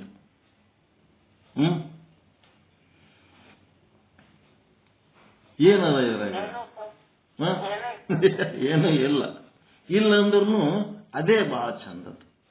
ಇಷ್ಟೆಲ್ಲ ಮಾಡಿ ಹೊರಗೆ ಹಾಕಿದ ಮನೆಯಾಗಿಂದ ಹೊರಗೆ ಹಾಕಿ ಏನೇನೋ ಮಾಡಿರ್ತಾರ. ಆ ಮುದುಕರು ಹೋಗಿ ಅನಾಥಾಶ್ರಮದಾಗ ಯಾರು ಇಲ್ಲತ್ತೇಳಿ ಸುಳ್ಳಗೊಳ್ಳ ಹೇಳಿ ಸೇರಿರ್ತಾರಂತ. ಅಲ್ಲಿ ಅನಾಥಾಶ್ರಮದವ್ರು ಏನ್ ಮಾಡ್ತಾರ, ಇವ್ರಿಗೆ ಹಿಂದೆ ಯಾರು ಇಲ್ಲತ್ತೇಳಿ ಸರ್ಕಾರದಿಂದ ಕೆಲವೊಂದು ಫಂಡ್ಸ್ ಬರಂಗ ಮಾಡಿ ಅನುಕೂಲ ಮಾಡಿರ್ತಾರಂತ. ಆದ್ರೆ ಇದು ಮೋಹ ಹೆಂಗಿರ್ತದಂದ್ರ, ಆ ಬಂದು ದುಡ್ಡು ಯಾರಿಗೆ ಕೊಡ್ಬೇಕವ್ರು? ಅಲ್ಲಿ ಆಶ್ರಮದಾಗ ಅವ್ರಿಗೆ ರಕ್ಷಣೆ ಮಾಡ್ಲಿಕ್ಕತ್ತಾರ, ಅವ್ರಿಗೆ ಕೊಡ್ಬೇಕ? ಅದ್ ಹಂಗೆ ಜಮಾ ಇಟ್ಕೊಂಡು ಮತ್ತ ಅವ್ರಿಗೆ ಯಾರು ಹೊರಗೆ ಹಾಕಿರ್ತಾರ ಅವ್ರಿಗೆ ಕೊಡ್ಲಕ್ ಹೋಗ್ತಾರಂತವ್ರು. ಇದು ಮೋಹ ಅನ್ನೋದು ಹೆಂಗಿರ್ತದಂದ್ರೆ ಹಿಂಗಿರ್ತದೆ ಸಂಸಾರದಾಗ. ಅದಕ್ಕೆ ಇಲ್ಲಿ ಏನಾಯ್ತಪ್ಪ ಅಂತಂದ್ರೆ, ಎಲ್ಲರೂ ಮಾಡ್ದಂಗೆ ನಾವು ಮಾಡ್ಲಕತ್ತೀವಿ. ಇದು ಯಾಕೆ ಮಾಡ್ತೈತಿ ಕೇಳಿದ್ರ, ಸಂಸಾರ ಇದು ಎಲ್ಲರೂ ಮಾಡ್ತಾರೆ, ನಾವು ಮಾಡಕತ್ತೀವಿ. ಆದ್ರೆ ಈ ಶ್ರವಣ ಯಾಕೆ ಮಾಡ್ಬೇಕು ಅದು ಹೇಳ್ರಿ ಮೊದಲು ಅಂತಾರ. ಈ ಜೀವರ ಉದ್ದೇಶ ಏನು? ಹಲವು ಕಾರ್ಯಗಳನ್ನ ಮಾಡುತ್ತಾ ಇರಲಿ, ಹಲವಾರು ಪ್ರಯತ್ನಗಳನ್ನು ಮಾಡುತ್ತಾ ಇರಲಿ, ಕಲ್ಪನೆ ಮಾಡಿಕೊಳ್ಳುತ್ತಾನೇ ಇರಲಿ, ಮನೋರಥ ಮಾಡಿಕೊಳ್ಳುತ್ತಲೇ ಇರಲಿ, ಪ್ರತ್ಯಕ್ಷ ವ್ಯವಹಾರ ಮಾಡಲಿ. ಅದಕ್ಕೆ ಎರಡೇ ಎರಡು ಸಂಗತಿ ಕಾರಣವಾಗಿವೆ, ಮೂರನೆಯದು ಯಾವ ಸಂಗತಿಯೂ ಇಲ್ಲ. ಎಲ್ಲರಿಗೂ ಗೊತ್ತು ಈ ಮಾತು. ಅದೇನೆಂದರೆ ಇಷ್ಟ ಪ್ರಾಪ್ತಿ, ಅನಿಷ್ಟ ನಿವೃತ್ತಿ. ಅದೇ ಹೇಳಿದ್ನಲ್ಲ, ಪರಮಾನಂದ ಪ್ರಾಪ್ತಿ, ಸರ್ವ ದುಃಖ ನಿವೃತ್ತಿ. ಇಷ್ಟ ಅಂದ್ರೆ ಏನು? ಆನಂದ, ಪರಮಾನಂದ ಪಡ್ಕೊಳ್ಳೋದಷ್ಟೇ. ಇಷ್ಟ ಪ್ರಾಪ್ತಿ ಮಾಡ್ಕೋಬೇಕು. ಅನಿಷ್ಟ ಅಂದ್ರೆ ದುಃಖ ನಿವೃತ್ತಿ. ಇದಿಷ್ಟ್ರ ಸಲುವಾಗಿ ಎಲ್ಲರೂ ಮಾಡೋದು. ಏನೇ ಮಾಡಿದ್ರು ಸಹಿತ ಇದಿಷ್ಟ್ರ ಸಲುವಾಗಿ. ಇವೇ ಎರಡು. ಮೂರನೇದು ಏನಾರ ಇದ್ರೆ ಯಾರ್ಯಾರ ಹುಡುಕಿ ಕೊಡ್ರಿ, ಏನೂ ಇಲ್ಲ. ಅನಿಷ್ಟ ಹೋಗ್ತಾ ಇರಬೇಕು, ಇಷ್ಟ ಬರ್ತಾ ಇರಬೇಕು. ನಮಗೆ ಏನೋ ಒಂದು ಬೇಕಾಗಿರುತ್ತದೆ, ಅದರ ಪ್ರಾಪ್ತಿ ಆಗುವವರೆಗೆ ನಮಗೆ ಸಮಾಧಾನ ಆಗುವುದಿಲ್ಲ. ದ್ರವ್ಯಾದಿಗಳ ಅಡಚಣೆ ಇದ್ದವನಿಗೆ ದುಡ್ಡಿನ ಪ್ರಾಪ್ತಿ, ಪಟ್ಟಿ ಹಸಿದವನಿಗೆ ಅನ್ನದ ಪ್ರಾಪ್ತಿ, ಏನೇನೋ ಬೇಕಾಗಿರ್ತದೆ. ಅದಕ್ಕೇನು ಸಾಧನ ಬೇಕು ಅಂತ ಅದನ್ನು ಮಾಡುತ್ತಾನೆ. ವಿದ್ಯೆ ಮೊದಲಾದದ್ದು ಪ್ರಾಪ್ತಿ ಆಗಬೇಕು ಎಂದು ಯಾರಿಗೆ ಅಪೇಕ್ಷೆ ಇರುತ್ತದೆ ಅವರು ಅದಕ್ಕಾಗಿ ಪ್ರಯತ್ನ ಮಾಡ್ತಿರ್ತಾರೆ. ಮಕ್ಕಳು ಮರಿ ಆಗಬೇಕೆಂದು ಇಚ್ಛೆ ಉಳ್ಳವರು ಆ ಪ್ರಯತ್ನ ಮಾಡುತ್ತಿರುತ್ತಾರೆ. ರೋಗಾದಿಗಳು ಇದ್ದವರು ತಾನು ಆರೋಗ್ಯವಂತನಾಗಬೇಕು ಅಂತ. ರೋಗ ಇದ್ದವ ಇದಿಷ್ಟ ಆರಾಮಾದ್ರೆ ಸಾಕು ನೋಡ್ರಿ ಅಂತಿರ್ತಾನ. ರೋಗ ಹತ್ತಿ ಏನ್ ಸಾಯ್ಲಕ್ಕಾಗಿರ್ತಾನ, ಒಟ್ಟ ನನಗೆ ಈ ಜಡ್ಡಿನಿಂದ ಕಡಿಮೆ ಆಗ್ಬೇಕು, ಆರಾಮ ಆಗ್ಬೇಕು. ಆರಾಮ ಆಗಿ ಏನ್ ಮಾಡ್ತೇಪ್ಪ ಅಂತ ವೇದಾಂತ. ಏನ್ ಮೋಕ್ಷ ಸಾಧನೆ ಮಾಡ್ತೀಯ? ಏನ್ ಮಾಡ್ತಿ? ಆರಾಮಾಗಿನೂ ಒಂದಿನ ಸಾಯದೆ ಅಲ್ಲ. ಅದಕ್ಕ ಇದ್ದು ಬಿದ್ದದ್ದೆಲ್ಲ ಮಕ್ಕಳು ಮರಿ ದುಡಿದದ್ದು, ದುಡಿದದ್ದು ಓಟು ದವಾಖಾನೆಗೆ ಹಾಕಿ ಅಷ್ಟು ಲಕ್ಷ ಖರ್ಚು ಮಾಡಿದೆವು, ಇಷ್ಟು ಲಕ್ಷ ಖರ್ಚು ಮಾಡಿದೆವು ಅಂತ ಹೇಳಿ ಅವನಿಗೆ ಬದುಕಿಸಿ ತಗೊಂಡ್ಬರ್ತಾರ ಮನೆಗೆ. ತಂದ್ಮೇಲೆ ಮುಂದೇನ್ ಮಾಡ್ತಾನ? ಏನ್ ಅರ್ಥ ಅದ ಜೀವನಕ್ಕ? ಬದುಕೋದಕ್ಕೆ ಒಂದೊಂದು ದಿನ, ಒಂದೊಂದು ಕ್ಷಣ, ಒಂದೊಂದು ಉಸಿರು ಯಾರಪ್ಪಂದಿದು. ಇದನ್ನು ಬಳಸ್ಕೊಂಡು ಬದುಕ್ತಾ ಇದ್ದು ಅದು ಯಾರದಂತೆ ಗೊತ್ತಿಲ್ಲ, ಯಾರನ್ನ ನೆನೆಸ್ಬೇಕಂತ ಗೊತ್ತಿಲ್ಲ. ಅಂತ ಭೂಮಿಗೆ ಭಾರವಾದ ಜೀವಿಗಳನ್ನ ಬದುಕಿಸಿ ಏನು ಉಪಯೋಗದ ಇಲ್ಲಿ? ಅಷ್ಟು ಖರ್ಚು ಮಾಡಿ ಬದುಕಿಸ್ತಾರಲ್ಲ, ಬಾಯಾಗ ಹಲ್ಲಿಲ್ಲ ಅಂದ್ರೂ ಅಷ್ಟು ಖರ್ಚಾಗ್ಯದ, ಹಾಂಗ್ ಮಾಡಿ ಬದುಕಿಸಿದ್ರು, ಹಿಂಗ್ ಮಾಡಿ ಬದುಕಿಸಿದ್ರು, ತಂದರು ಮಕ್ಕಳು. ಅದಕ್ಕೆ ತಂದ ಮೇಲೆ ಏನ್ ಮಾಡಕತ್ತಿದಪ್ಪ ನೀನು ಅಂತ ಕೇಳ್ತೀವಿ ನಾವು. ಇದೆಲ್ಲ ಪರಮಾತ್ಮನ ರಾಜ್ಯ. ಪರಮಾತ್ಮನಿಗೆ ಅಟ್ಲೀಸ್ಟ್ ಕೊನೆಯ ದಿನಗಳಾದ್ರೂ ಪರಮಾತ್ಮನ ಧ್ಯಾನ ಪೂಜೆ ಮಾಡ್ಕೋತ ಹೋಗಪ್ಪ. ಅದಕ್ಕೆ ಇಲ್ಲಿ ಪ್ರಾಪ್ತಿ ಆಗುವವರೆಗೆ ಸಮಾಧಾನ ಆಗುವುದಿಲ್ಲ. ದ್ರವ್ಯಾದಿಗಳ ಅಡಚಣೆ ಇದ್ದವನಿಗೆ ದುಡ್ಡಿನ ಪ್ರಾಪ್ತಿ ಆಗಬೇಕು ಎಂದೇ. ಅದಕ್ಕೇನು ಸಾಧನೆ ಬೇಕು ಅಂತಂದ್ರೆ ವಿದ್ಯೆ, ಎಜುಕೇಶನ್, ನೌಕರಿ ಏನೋ ಅಪೇಕ್ಷೆ ಇರ್ತದೆ. ಅವರು ಪ್ರಯತ್ನ ಮಾಡ್ತಿರ್ತಾರ. ಆರೋಗ್ಯ ಇರಲಾರ್ದವ್ರು ಆರೋಗ್ಯಕ್ಕೆ ಔಷಧೋಪಚಾರಗಳು ಮಾಡ್ಕೊತಿರ್ತಾರ. ತಾನು ಏನೇ ಮಾಡಲಿ ಅದರಿಂದ ತನಗೆ ಸುಖ ಆಗಬೇಕು, ಇಷ್ಟ ಪ್ರಾಪ್ತಿ ಆಗಬೇಕು. ಇಷ್ಟ ಅಂದರೆ ಬಯಕೆ, ಆನಂದ. ನಾವು ಯಾವಾಗಲೂ ಇದನ್ನು ನೆನಪಿನಲ್ಲಿಡಬೇಕು. ಇದು ನಮ್ಮ ಅನುಭವ. ನಾವು ಏನೇನು ಮಾಡುತ್ತೇವೆಯೋ ಯಾತಕ್ಕಾಗಿ ಮಾಡುತ್ತೇವೆ ಎನ್ನುವುದಾದರೂ ಗೊತ್ತಿರಬೇಕು. ಬ್ರಹ್ಮಜ್ಞಾನ ಆಗದೆ ಹೋಗಿರಲಿ, ಆ ಮಾತು ಬೇರೆ. ಪ್ರಪಂಚವನ್ನು ಮಾಡುತ್ತೇವಲ್ಲ, ಆ ಪ್ರಪಂಚದ ಜ್ಞಾನವಾದರೂ ನಮಗೆ ಇರಬೇಕೋ ಇರಬೇಡವೋ? ಏನು ಮಾಡ್ಲಕತ್ತೀವಿ ಅದುವರೆ ಪರ್ಫೆಕ್ಟ್ ಮಾಡಬೇಕಲ್ಲ. ಏನಪ್ಪ, ಈಗ 50-60 ವರ್ಷಗಟ್ಟಲೆ ಸಂಸಾರ ಮಾಡಿದ್ದಿ, ಪ್ರತಿಜ್ಞೆ ಮಾಡಿದ್ದಿ, ಟೊಂಕ ಕಟ್ಟಿ ಮಾಡಿದ್ದಿ, ಏನೇನೋ ಮಾಡಿದ್ದಿ, ನಿನಗೆ ಇಷ್ಟ ಪ್ರಾಪ್ತಿ ಆಯಿತೆ. ನಿನ್ನ ಇಚ್ಛೆ ಈಡೇರ್ತೇನಪ್ಪ. ನಿನಗೆ 60 ವರ್ಷ ನೀನು ಎಲ್ಲ ಮಾಡಿ, ನೀನೇ ಮದುವೆ ಮಾಡಿಕೊಂಡು ಹೆಂಡತಿನ ತಂದು ಮಕ್ಕಳನ್ನ ತಂದು ಮನಿ ಕಟ್ಟಿದಿ, ಎಲ್ಲ ಮಾಡಿದ್ರು ನಿನ್ನದು ಏನು ಇಷ್ಟ ಅಂತದಲ್ಲ ಅದು ನಿಂದ ಪ್ರಾಪ್ತಿ ಆಯ್ತೇನು? 60-70 ವರ್ಷ ಆದ್ಮೇಲೆ ಏನಾಗ್ತದಂದ್ರ ಅವರೆಲ್ಲರೂ ಎದುರಾಗಿರ್ತಾರಲ್ಲ, ಅವಾಗ ಇವ್ರಲಿಂತಂತೂ ನನ್ನ ಇಚ್ಛೆ ಯಾವ ಈಡೇರ್ಲಿಲ್ಲ, ಮಕ್ಕಳಲಿಂತಂತೂ ಈಡೇರ್ಲಿಲ್ಲ ಅಂತೇಳಿ ಈ ಜೀವ ಏನ್ ಮಾಡ್ತದ, ಅಟ್ಲೀಸ್ಟ್ ಮುಂದೆ ಮೊಮ್ಮಕ್ಕಳಿಂದ ಆದ್ರೂ ನಂದು ವಿಚಾರ ಸಕ್ಸಸ್ ಆಗ್ತದೇನ ಅಂತೇಳಿ ಮೊಮ್ಮಕ್ಕಳ ಮೇಲೆ ಹರಿತದ ಜೀವ. ಮಕ್ಕಳೆಲ್ಲ ನಿರಾಶೆ ಮಾಡಿಬಿಡ್ತಾರೆ. ಒಂದು 60 ವರ್ಷ ಆಗೋದ್ರಾಗೆ ಏನು ನೀನೇನ್ ಮಾಡಿದೆ ಅಂದ್ಬಿಡ್ತಾರೆ. ನೀ ಏನು ಮಾಡಿಲ್ಲ, ಎಲ್ಲ ನಾವೇ ಆಗಿವಿ. ರೇಣುಕಾಚಾರ್ಯರಿಗತ್ಲೆ ಉದ್ಭವ ಮೂರ್ತಿಗಳು ಮಾತಾಡ್ದಂಗೆ ಮಾತಾಡ್ತಾರೆ ಮಕ್ಕಳು. ನಾವೇ ಎಲ್ಲ ಆಗಿವಿ, ನೀನೇನು ಮಾಡೇ ಇಲ್ಲ ಅನ್ನಂಗೆ ಮಾತಾಡ್ತಾರೆ. ಆ ಟೈಮ್ನಾಗ ನಿರಾಶೆ ಆಗಿ ಹೋಗ್ಬಿಡ್ತದೆ ಇವನಿಗೆ. ನಿರಾಶೆ ಆಗಿ ಮಕ್ಕಳಿಂತಂತೂ ನಮ್ಮ ಆಸೆ ಹೋಯ್ತು, ಇನ್ನು ಮೊಮ್ಮಕ್ಕಳಿಂತಾರೆ ಏನಾರೇ ಆಗ್ತದ, ಮೊಮ್ಮಕ್ಕಳ ಮೇಲೆ ಹರಿತು. ತಾನು ಮಾಡ್ಲಾರ್ದ ಸಾಧನೆ ಮಕ್ಕಳಿಗಿಂತ ಹೆಂಗ್ ಮಾಡ್ಲಕ್ ಸಾಧ್ಯ ರೀ? ಆನಂದ ಪ್ರಾಪ್ತಿ ಮಕ್ಕಳಿಗಿಂತ ಆತದ ತಿಳ್ಕೊಂಡನ, ಮಕ್ಕಳಿಗಿಂತ ಆನಂದ ಆಗ್ಲಿಲ್ಲ. ಹೆಣ್ತಿಲಿಂತ ಆತದ ತಿಳ್ಕೊಂಡ, ಹೆಣ್ತಿಲಿಂತ ಆಗ್ಲಿಲ್ಲ.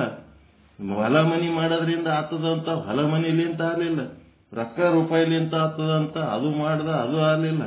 ದೊಡ್ಡ ದೊಡ್ಡ ಅಧಿಕಾರ ವಿದ್ಯೆ ಹುದ್ದೆ ಮಾಡ್ದ, ಅದರಿಂದ ಆತದಂದ ಅದರಿಂದ ಆಗ್ಲಿಲ್ಲ. ಎದರಿಂದು ಆಗ್ಲಾರ್ದು ಮತ್ತ ಮಕ್ಕಳಿಂತ ಆಗ್ಲಾರ್ದು ಮೊಮ್ಮಕ್ಕಳಿಂತ ಆತದ, ಅದೇ ಹೆಂಗ ಆಗ್ತದ? ತನ್ನಿಂದ ತಾನೇ ಮಾಡ್ಕೋಬೇಕಾದ ಆನಂದ ಹೊರಗಿನವ್ರಲಿಂತ ಹೆಂಗ ಆಗ್ತದದು? ಆನಂದ ತನ್ನೊಳಗೆ ಅದ. ತನ್ನೊಳಗಿನ ಆನಂದವನ್ನು ತಾನು ವ್ಯಕ್ತ ಮಾಡ್ಕೊಳ್ಳೋದು ಬಿಟ್ಟು ಹೊರಗಿನಿಂದ ಆನಂದ ಪಡಿಬೇಕಂತದಲ್ಲ ಇದು ಜೀವ. ಇದೇ ಅದರ ಸಮಸ್ಯೆ. ಈ ಅನಿಷ್ಟ ನಿವೃತ್ತಿ ಆಯ್ತೆ, ಏನೇನು ಪ್ರಾಪ್ತಿ, ಏನೇನು ನಿವೃತ್ತಿ ಆಯ್ತು ಹೇಳು. ಏನು ನಿನ್ನ ದುಃಖ ನಿವೃತ್ತಿ ಆಯ್ತೇನಪ್ಪ? ಇಲ್ಲ, ದುಃಖ ಇನ್ನ ಹೆಚ್ಚೆ ಆಯ್ತು. ಆನಂದ ಪ್ರಾಪ್ತಿ ಆಯ್ತೇನು? ಇಲ್ಲ, ಆನಂದ ಅಂತೂ ಮಾಯಾಗಿ ಹೋಗ್ಬಿಡ್ತು. ಯಾರೇ ಹೇಳ್ರಿ, ನಮ್ಗೀಗ 65-70 ವರ್ಷ ಆಗ್ಯದ, ನಾವು ಅಲ್ಲಿಲಿಂತ ಇಲ್ಲಿತಾನ ಮಾಡಿದ ಸಂಸಾರಲಿಂತ ನಮಗ ಆನಂದ ಪ್ರಾಪ್ತಿ ಆಗ್ಯದ, ನಮ್ಮ ದುಃಖ ಎಲ್ಲ ನಿವೃತ್ತಿ ಆಗ್ಯದ ಅಂತೇಳಿ ಕೈ ಎತ್ತಿ ಒಬ್ರು ಯಾರು ಹೇಳ್ರಿ, ನಿಮ್ಮದು ವಿಡಿಯೋ ಆನ್ ಮಾಡ್ಕೊಂಡ್ರಿ. ಹಂಗೇನಾರ ಆದವ್ರು ಇದ್ರಿ ಅಂತಂದ್ರಿ.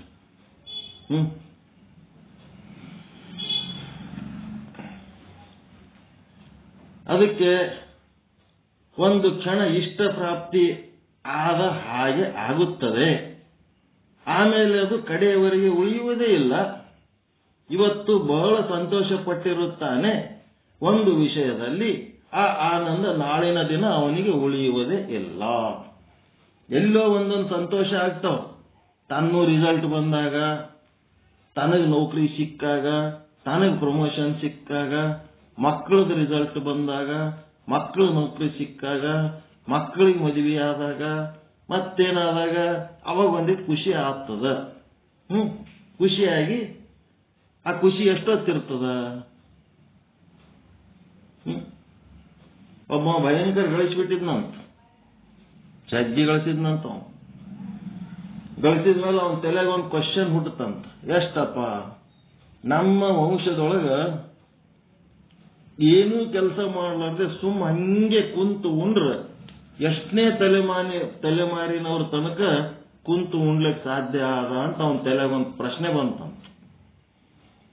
ಅದಕ್ಕೊಬ್ಬ ಅಡಿಟರ್ ಕಳಿಸಿದ್ನಂತ, ಕರೆಸಿ ನೋಡಪ್ಪ, ನಮ್ಮ ಮನ್ಯಾಗ ಇಷ್ಟು ಜನ ಇದೀವಿ, ನಮ್ಮದು ಇಷ್ಟು ಸಂಪತ್ತದ, ಎಷ್ಟು ತಲೆಮಾರಿನ ತನಕ ನಾವು ಕುಂತು ಉಣ್ಬೋದು, ಯಾರು ನೌಕರಿ ಮಾಡ್ಲಾರ್ದೆ ಕೆಲಸ ಮಾಡ್ಲಾರ್ದೆ ಹಂಗೆ ಕುಂತು ಉಣ್ಲಕ್ ಎಷ್ಟು ತಲೆಮಾರಿನ ತನಕ ಇದು ಸಾಧ್ಯ ಅದ ಹೇಳು ಅಂದಾಗ ಅವ ಅಡಿಟರ್ ಎಲ್ಲ ಲೆಕ್ಕ ಮಾಡಿದಂತ ಅವ್ರಿಗೆ 2 ಮಕ್ಕಳು ಹುಟ್ಟಿದ್ರ, ಅವ್ರಿಗೆ 2 ಮಕ್ಕಳು ಹುಟ್ಟಿದ್ರ, ಅವ್ರಿಗೆ 2 ಮಕ್ಕಳು ಹುಟ್ಟಿದ್ರ ಅಂತೇಳಿ ಅವ್ರವ್ರ ಭೋಗಕ್ಕ ಆಯಾ ಕಾಲಮಾನಕ್ಕೆ ತಕ್ಕಂತೆ ಎಷ್ಟಿಷ್ಟು ಖರ್ಚು ಆಗ್ತದ, ಎಷ್ಟಿಷ್ಟು ಬರ್ತದ, ಈಗಿದ್ದ ಸಂಪತ್ತು ಅವಾಗ ಎಷ್ಟು ಬೆಳೆದಿರ್ತದ ಎಲ್ಲ ಲೆಕ್ಕ ಮಾಡಿ ಹೇಳಿದ್ನಂತ.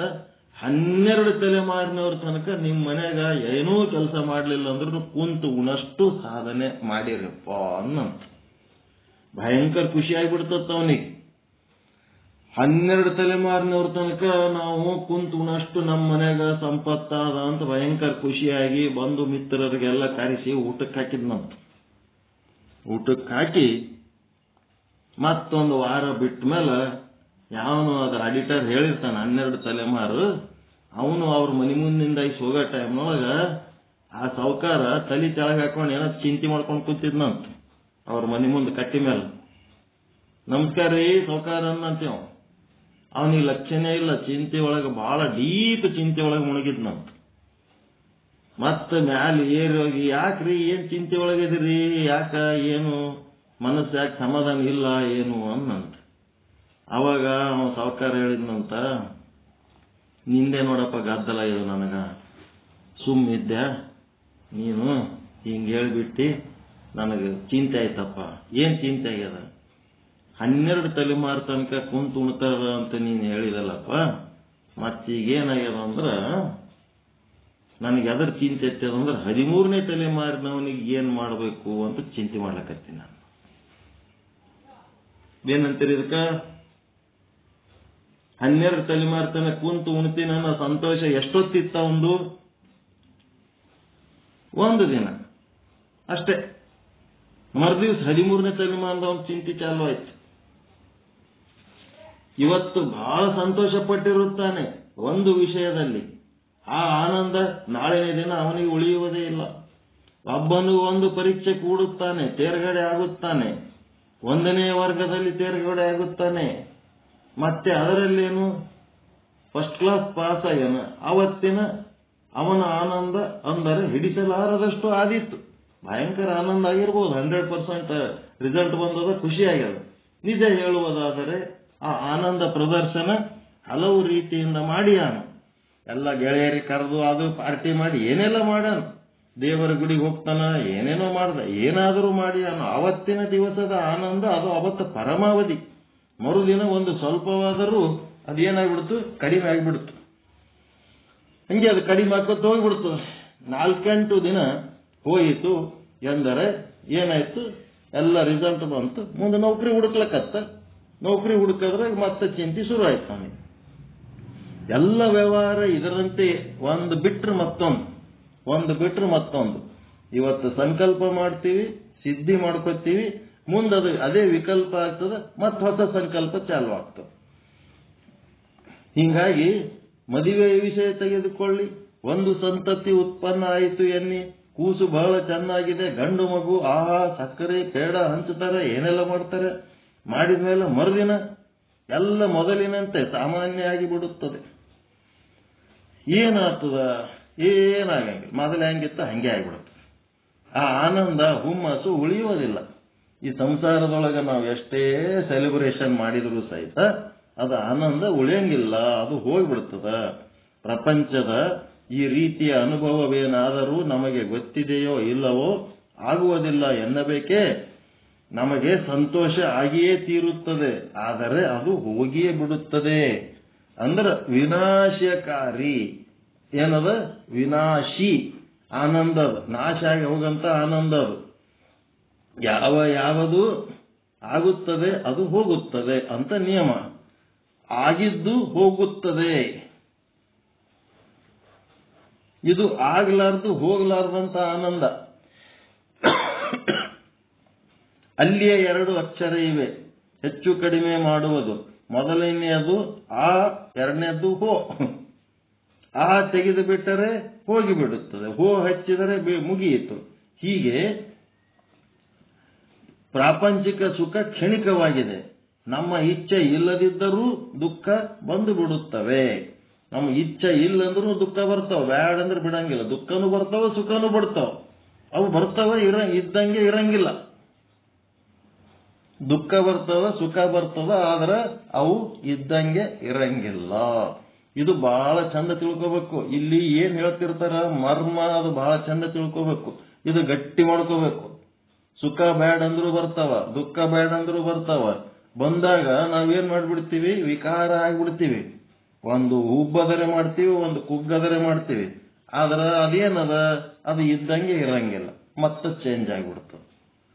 ಅದಕ್ಕ ಬೆಟ್ಟದ ಮೇಲೆ ಧರ್ಮರಾಯ ಏನ್ ಮಾಡ್ತಾನ, ಬೆಟ್ಟದ ಮೇಲೆ, ಎತ್ತರದ ಬೆಟ್ಟ, ಆ ಬೆಟ್ಟದ ಮೇಲೆ ಒಂದು ನೋಟಿಸ್ ಬೋರ್ಡ್ ಬರೆಸ್ತಾನ.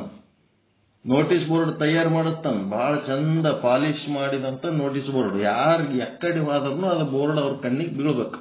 ಅಂಥದೊಂದು notice board. ಅವನಿಗೊಂದು ಏನೋ ಸಂದೇಶ ಕೊಡಬೇಕು ಅಂತ ತಲೆಗೆ ಬಂದು ಎಲ್ಲರೂ ಆ ಸಂದೇಶ ಓದಬೇಕು ಅಂತೇಳಿ ಒಂದು ನೋಟಿಸ್ ಬೋರ್ಡ್ ತಯಾರು ಮಾಡ್ತಾನ.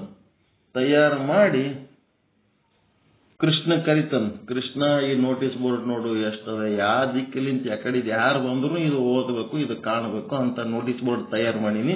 ಇದ್ರ ಮೇಲೆ ಏನ್ ಬರೆಯೋಣ? ಅದಕ್ಕೆ ಕೃಷ್ಣ ಹೇಳ್ತಾನ, ಈ ಕಾಲ ಇದ್ದ ಹಾಗೆ ಇರುವುದಿಲ್ಲ, ಈ ಕಾಲ ಇದ್ದ ಹಾಗೆ ಇರುವುದಿಲ್ಲ, ಅಥವಾ ಈ ಸ್ಥಿತಿ ಇದ್ದ ಹಾಗೆ ಇರುವುದಿಲ್ಲ ಅಂತೇಳಿ ಬರೀ ಅನ್ನಂತ. ಯಾರು ಬೇಕಾದವ್ರು ಬರಲಿ, ಶ್ರೀಮಂತರು ಬಂದು ನೋಡಿದ್ರ ಅವ್ರ ಸ್ಥಿತಿ, ಅವ್ರ ಕಾಲ ಏನದ, ಶ್ರೀಮಂತರು ಅವ್ರೇನು, ಇದು ಇದ್ದ ಹಾಗೆ ಇರುವುದಿಲ್ಲ, ಶ್ರೀಮಂತಿಕೆ ಅಂತ ಅವ್ರು ತಿಳ್ಕೊಳ್ರಿ.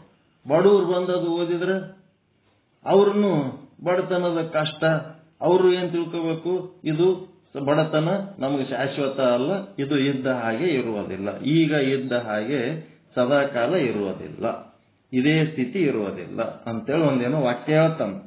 ಹಂಗ ಇವೇನದವ, ಬಂದೇ ಬರ್ತಾವ ಮತ್ತೆ ಹೋಗ್ತಾವ. ಸ್ವಲ್ಪ ಹೊತ್ತು ನಮಗೆ ಅಳಿಸ್ತವ, ನಗಿಸ್ತವ, ಗೋಳಾಡಿಸ್ತವ. ನಾವೇನು ಅವುಗಳನ್ನು ಬಯಸಿರುವುದಿಲ್ಲ, ಅವುಗಳನ್ನು ಕಳೆದುಕೊಳ್ಳಬೇಕೆಂದೇ ನಮ್ಮ ಕಟಿಪಿಟಿ ನಡೆದಿದೆ. ಇಷ್ಟೇ ಮಾಡುವುದು ನಾವು ಸಂಸಾರ ಮಾಡುತ್ತೇವೆ ಅಂದರೆ ಏನು ಮಾಡುತ್ತೇವೆ ನಾವು? ಇಷ್ಟ ಅಂದರೆ ಸುಖ, ಅಂದರೆ ಪ್ರಾಪ್ತಿ ಆಗಬೇಕು. ಅನಿಷ್ಟ ಎಂದರೆ ದುಃಖ, ಅದು ನಮಗ್ ಆಗಬಾರದು. ಇದನ್ನು ಬಿಟ್ಟು ಮೂರನೇ ಮಾತು ಇಲ್ಲವೇ ಇಲ್ಲ. ಇದ್ದರೆ ಹುಡುಕಿ ತೆಗೆಯಿರಿ. ಇಲ್ಲಿ ಒಂದೇ ಒಂದು ಮೋಕ್ಷದ ವಿಚಾರ ಹೇಳಕತ್ತಾರ. ಇಷ್ಟ ಅಂದ್ರೆ ಆನಂದ, ಪರಮಾನಂದ, ಅದು ಬೇಕು, ದುಃಖ ಬೇಡ. ದುಃಖ ಹೋಗ್ತಾ ಇರಬೇಕು, ಸುಖ ಬರ್ತಾ ಇರಬೇಕು, ಇದೇ ನಮ್ಮ ಇಚ್ಛೆ. ಇದು ಬಿಟ್ಟು ಮೂರನೇದ್ದೇನದ ನಮ್ಮ ಸಂಸಾರದೊಳಗ ಏನು ಇಲ್ಲೇ ಇಲ್ಲ.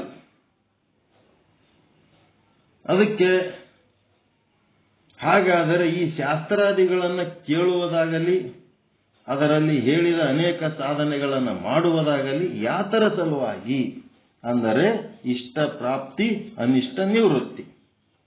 ಪರಮಾನಂದ ಪ್ರಾಪ್ತಿ, ಸರ್ವ ದುಃಖ ನಿವೃತ್ತಿ ಸೇಮ್ ಅಲ್ರಿ? ಅದೇ ಮಾತೆ ಇಲ್ಲದ, ಇಲ್ಲದು ಏನ್ ಬೇರೆ ಅದ? ಅದೇ ಮಾತೆ ಅದು, ಮತ್ತಿನ್ನೇನದು? ಅಲ್ಲಿ ನಿಶ್ಚಲದಾಸರು ವಿಚಾರ ಸಾಗರದೊಳಗ ಪರಮಾನಂದ ಪ್ರಾಪ್ತಿ, ಸರ್ವ ದುಃಖ ನಿವೃತ್ತಿ ಅಂತ ಹೇಳ್ಯಾರ. ಇಲ್ಲಿ ಏನ್ ಮಾಡ್ಯಾರ, ಇಷ್ಟ ಪ್ರಾಪ್ತಿ, ಅನಿಷ್ಟ ನಿವೃತ್ತಿ ಅಂತ ಹೇಳ್ಯಾರ. ಇದನ್ನು ನಾವು ಎಷ್ಟು ಕಾಲ, ಎಷ್ಟು ಜನ್ಮ ತೆಗೆದುಕೊಂಡು ಏನೇನು ಮಾಡಿದರೂ ಶಾಶ್ವತವಾದ ಇಷ್ಟ ಪ್ರಾಪ್ತಿಯಾಗಲಿ ಅನಿಷ್ಟ ನಿವೃತ್ತಿ ಆಗಲಿ ಆಗುವುದೇ ಇಲ್ಲ. ಹಿಡಿದು ದಾರಿ ಎಂತದ್ ಹಿಡಿದೀವಿ? ಇಷ್ಟ ಪ್ರಾಪ್ತಿಯಾಗ ದಾರಿ ಹಿಡಿದಿಲ್ಲ, ಇಷ್ಟ ನಿವೃತ್ತಿಯಾಗ ದಾರಿ ಹಿಡಿದೀವಿ. ಇಷ್ಟ ನಿವೃತ್ತಿಯಾಗ ದಾರಿ ಹಿಡಿದೀವಿ, ಇಷ್ಟ ಪ್ರಾಪ್ತಿ ಆಗ್ಬೇಕಂತ ಬಯಸ್ತಾ ಇದ್ದೀವಿ. ಮತ್ತೆ ಅನಿಷ್ಟ ಪ್ರಾಪ್ತಿಯಾಗಂತ ದಾರಿ ಹಿಡಿದೀವಿ, ಅನಿಷ್ಟ ನಿವೃತ್ತಿ ಆಗ್ಬೇಕಂತ ಬಯಸ್ತಾ ಇದ್ದೀವಿ. ಮಾಡುವ ಕೆಲಸ ಬಂಧನಕಾರಿ, ಗುರಿ ಮೋಕ್ಷ. ನಾವು ಇಡುವ ಹೆಜ್ಜೆ ಎಲ್ಲ ಬಂಧನಕಾರಿ. ಆದರೆ ನಮ್ಮ ಗುರಿ ಏನದ ಮೋಕ್ಷ. ಬಯಸ್ತಾ ಇದ್ದೀವಿ ಮೋಕ್ಷ, ಆದರೆ ಸಾಧನೆ ಮಾಡ್ತಾ ಇದ್ದೀವಿ ಸಂಸಾರ ಬಂಧನದ ಸಾಧನೆ ನಾವು ಮಾಡ್ಲಿಕ್ಕತ್ತೀವಿ. ಸಂಸಾರದೊಳಗೆ ಬಂಧನ ಆಗುವಂತ ಸಾಧನೆಗಳು ಮಾಡ್ಕೋತ ನಾ ಮೋಕ್ಷ ಹೊಂದುತ್ತೀನಿ ಅಂತಂದ್ರೆ ಹೆಂಗ್ ಸಾಧ್ಯ ಅದ ಇದು? ಅದಕ್ಕೆ ಇಷ್ಟ ಪ್ರಾಪ್ತಿ ಅನಿಷ್ಟ ನಿವೃತ್ತಿ ನಾವು ಎಷ್ಟು ಕಾಲ ಮಾಡಿದ್ರೂ ಇದು ಆಗುವುದೇ ಇಲ್ಲ. ಯಾಕಂದ್ರೆ ನಾವು ಹಿಡಿದ ದಾರಿನೇ ಬೇರೆ ಅದ. ನಾವು ಮಂತ್ರಾಲಯಕ್ಕೆ ಹೋಗ್ಬೇಕಂದ್ರೆ ಮಂತ್ರಾಲಯದ ಕಡೆ ಹೋಗೋ ದಾರಿ ಹಿಡಿಬೇಕು. ಬಿಟ್ಟಕ್ಕೆ ಸೊಲಾಪುರಕ್ಕೆ ಹೋಗೋ ದಾರಿಯಾಗ ಹೋಗಿ ನಾವು ಮಂತ್ರಾಲಯಕ್ಕೆ ಹೋಗ್ತೀನಿ ಅಂತಂದ್ರೆ ಎಂದು ಮಂತ್ರಾಲಯ ಸಿಗ್ಬೇಕು? ಉಲ್ಟಾ ದಾರಿ ಹಿಡಬೇಕು. ಅದಕ್ಕಾಗಿ ಇದು ಏನಪ್ಪ ಅಂತಂದ್ರೆ ರಾಮಬಾಣ ಉಪಾಯ. ಏನು ರಾಮಬಾಣ? ಮೋಕ್ಷ ಆಗ್ಬೇಕು, ಪರಮಾನಂದ ಪ್ರಾಪ್ತಿಯಾಗಬೇಕು, ಸರ್ವ ದುಃಖ ನಿವೃತ್ತಿ ಆಗಬೇಕು ಅಂದ್ರೆ ಏನ್ ಮಾಡಬೇಕು? ಶ್ರವಣ ಮಾಡಬೇಕು. ಇದು ರಾಮಬಾಣ. ಇದರಿಂದ ನಿನಗೆ ಇಷ್ಟ ಪ್ರಾಪ್ತಿ ಅನಿಷ್ಟ ನಿವೃತ್ತಿ ಶಾಶ್ವತವಾಗಿ ಆಗುತ್ತದೆ. ಮುಂದೆ ಪಡೆಯಬೇಕಾದದ್ದು ಅಥವಾ ನಿವಾರಿಸಿಕೊಳ್ಳಬೇಕಾದದ್ದು ಉಳಿಯುವುದೇ ಇಲ್ಲ. ಮುಂದ ಇನ್ನೂ ಏನರೇ ಹೆಚ್ಚಿಂದು ಸಾಧನೆ ಮಾಡಬೇಕು ಅನ್ನಂಥದ್ದು ಏನೂ ಉಳಿಯಂಗಿಲ್ಲ. ಈ ಶುದ್ಧ ಬ್ರಹ್ಮ ಪೀಠದೊಳಗ ಇದಕ್ಕಿಂತ ಮ್ಯಾಲ ಇನ್ನೊಂದು ಏನರೇ ಆದ ಮಾಡ್ಲಿಕ್ಕೆ ಅನ್ನೋಂಥದ್ದು ಏನೇನು ಇಲ್ಲ. ಅಂತ ಸಾಧನೆ ಇಲ್ಲಿ ಹೇಳ್ತಾ ಇದ್ದೀವಿ ನಾವು. ಆ ಸಾಧನೆ ಏನದ ಅನ್ನೋದು ಹೇಳ್ತೀನಿ ಈಗ. ಶಾಶ್ವತವಾಗಿ ಆಗಿಬಿಡುತ್ತದೆ. ಮುಂದೆ ಪಡೆಯಬೇಕಾಗಿದ್ದು ಏನೂ ಉಳಿಯಂಗಿಲ್ಲ, ಮುಂದೆ ಕಳ್ಕೋಬೇಕನ್ನೋದು ಏನು ಉಳಿಯುವುದಿಲ್ಲ. ಅದೇ ಶಾಸ್ತ್ರಕ್ಕೆ, ಈ ಒಂದು ಶಾಸ್ತ್ರದಿಂದ ಉಂಟಾಗುವ ಶಾಶ್ವತವಾದಂತ ಮಹತ್ವ. ಈಗ 10 ಮಂದಿ ಕೂಡಿ ಏನ್ ಮಾಡಿದ್ರು? ಪಿಕ್ನಿಕ್ಗೆ ಹೋದ್ರು. 10 ಮಂದಿ ಪಿಕ್ನಿಕ್ಗೆ ಹೋದತ್ನಾಗ 10 ಹುಡುಗರಿಗೆ ತಂದೆ ತಾಯಿ ಹೇಳಿ ಕಳಿಸಿದ್ರು, ಅಡವ್ಯಾಗ ಹೋಗ್ತೀರಿ, ನದಿ ದಾಟಿ ಹೋಗ್ತೀರಿ, ಹುಷಾರಾಗಿರ್ಬೇಕು. 10 ಮಂದಿ ಸದಾ ಕಾಲ ಎಣಸ್ಕೋತಿರ್ಬೇಕು. 10 ಮಂದಿ ಅದೀವಿಲ್ಲ ಅಂತ ಚೆಕ್ ಮಾಡ್ಕೋತಿರ್ಬೇಕು. ಅಂತೇಳಿ ಎಲ್ಲ ಆದ್ರೂ ಹೊಳ್ಳಿ ಊರಿಗೆ ಬರೋ ಟೈಮ್ನೊಳಗೆ ಅವ್ರಿಗೆ ಏನಾಯ್ತು? ಎಣಸ್ಕೋವಂಥದ್ದು ನೆನಪಾಯ್ತು. ಊರು ಸಮೀಪ ಬಂದಾಗ ಎಣಸ್ಕೋತಾರೆ. ಅಲ್ಲಿ 9 ಮಂದಿ. ಇನ್ನೊಬ್ಬವನಿಗೆ ಎಣಸ್ಕೊಳಕ್ ಗೊತ್ತಾಗಲ್ಲ, ತಾನು ಬಿಟ್ಟು ಎಣಸ್ಕೊಳಕತ್ತಾನ. ಒಳ್ಳಕತ್ತಿ ಬಿಟ್ರು. ಒಬ್ಬ ಏನೋ ಹೋದ ಅಂದತ್ನಾಗ ಏನಾಯ್ತು? ಯಾವನು ಒಬ್ಬ ಆಪ್ತ ಪುರುಷ ಬಂದ. ಯಾಕಪ್ಪ ಅಳ್ಳಕತ್ತೀವಿ ಅಂತಂದ್ರ, ಇಲ್ಲರಿ ಒಬ್ಬ ಹೋಗ್ಯಾನ, ಬರೀ 9 ಮಂದಿ ಅದೀವಿ, ಊರಾಗ ಮುಖ ತೋರಿಸ್ಲಕ್ ಆಗಂಗಿಲ್ಲ, ನಾವು 10 ಮಂದಿ ಇದ್ದೇವೆ, ಈಗ ನೋಡಿದ್ರು 9 ಅದೀವಿ ಅಂತೇಳಿ ಅಳ್ಳಕತ್ತ. ಅವನಿಗೆ ಮ್ಯಾಲ ನೋಡ್ತಾನ, 10 ಮಂದಿ ಅದಾರ, ತನ್ನ ಬಿಟ್ಟು ಎಣಸ್ಕೊಳಕತ್ತಾನ ಅಂತೇಳಿ ಗೊತ್ತಾಗಿ ಅವ 10ನೇದವ ಅದಾನಪ್ಪ ಅಂತ ಹೇಳಿ ಅವ ಹೇಳ್ತಾನ. ಅವ ಅದಾನ ಅಂತ ಹೇಳಿದ ಕೂಡ್ಲೇನೆ ಇವ್ರು ಹೇಳೋದು ಕಡಿಮೆ ಆಗ್ಬಿಡ್ತು. ಇವ್ರ ದುಃಖ ನಿವೃತ್ತಿ ಆಯ್ತು. ಅವ ಅದನಂತ ಹೇಳಿದ ಕೂಡ್ಲೇನೆ ಇವ್ರ ದುಃಖ ನಿವೃತ್ತಿ ಆಯ್ತು. ಹೆಂಗದ ನೋಡ್ರಿ. ಪರಮಾತ್ಮ ಅಂತ ಒಬ್ಬ ಅದನ ಅಂತ ಅಷ್ಟೇ ನಂಬಿದ್ರೆ ಸಾಕು. ಗುರು ಮತ್ತು ಶಾಸ್ತ್ರ ವಾಕ್ಯಗಳನ್ನ ನಂಬಿ, ಹಿರಿಯರು ಹೇಳಿದ ವಿಚಾರಗಳನ್ನು ನಂಬಿ ಪರಮಾತ್ಮ ಅಂತ ಒಬ್ಬ ಅದನ ಅಂತಂದ್ರೆ ಅದರ ಲಾಭ ಏನದ? ದುಃಖ ನಿವೃತ್ತಿ. ನಿಮ್ದೊಂದು ಕೂಸು ಕಳೆದಿರ್ತದ, ಅಥವಾ ಒಂದು ಎತ್ತು ಕಳೆದಿರ್ತದ, ಒಂದು ಗಾಡಿ ಕಳೆದಿರ್ತವ, ಏನೋ ಕಳೆದತ್ನಾಗ ಮಾರಿ ಒಣಗಿಸ್ಕೊಂಡು ಭಯಂಕರ ದುಃಖ ಚಿಂತೆ ಒಳಗೆ ಇರ್ತೀರಿ. ಅವಾಗ ಆ ಕಡೆ ಓಣ್ಯಾಗ ಹುಡುಗರು ಗಾಡಿ ತಗೊಂಡು ಓಡಾಡ್ಸ್ಲಕತ್ತವ್ರಿ. ಓಣ್ಯಾಗ ಮಂದಿ ಎಲ್ಲ ಅಲ್ಲಕತ್ತಾರ, ಎಲ್ಲಿ ಗಾಡಿ ತಂದಿರೋ ಅಂತ. ಅವು ಏನು ಹೇಳುವಲ್ಲೂ, ಗಾಡಿ ತಗೊಂಡು ಅಡ್ಡಾಡ್ಲಕತ್ತವ. ಅಂದ್ರೆ ಆ ಓಣ್ಯಾಗ ಗಾಡಿ ಆದಾನ ಸುದ್ದಿ ಕೇಳಿದ ಕೂಡಲೇ ನಿಮಗೆ ಸಮಾಧಾನ ಆಗ್ಬಿಡ್ತದ ಇಲ್ಲ? ದುಃಖ ಹೋಗ್ತದಿಲ್ಲ? ಗಾಡಿ ಅದ ಎಲ್ಲೋ ಒಂದ್ ಕಡೆ ಅಂತ.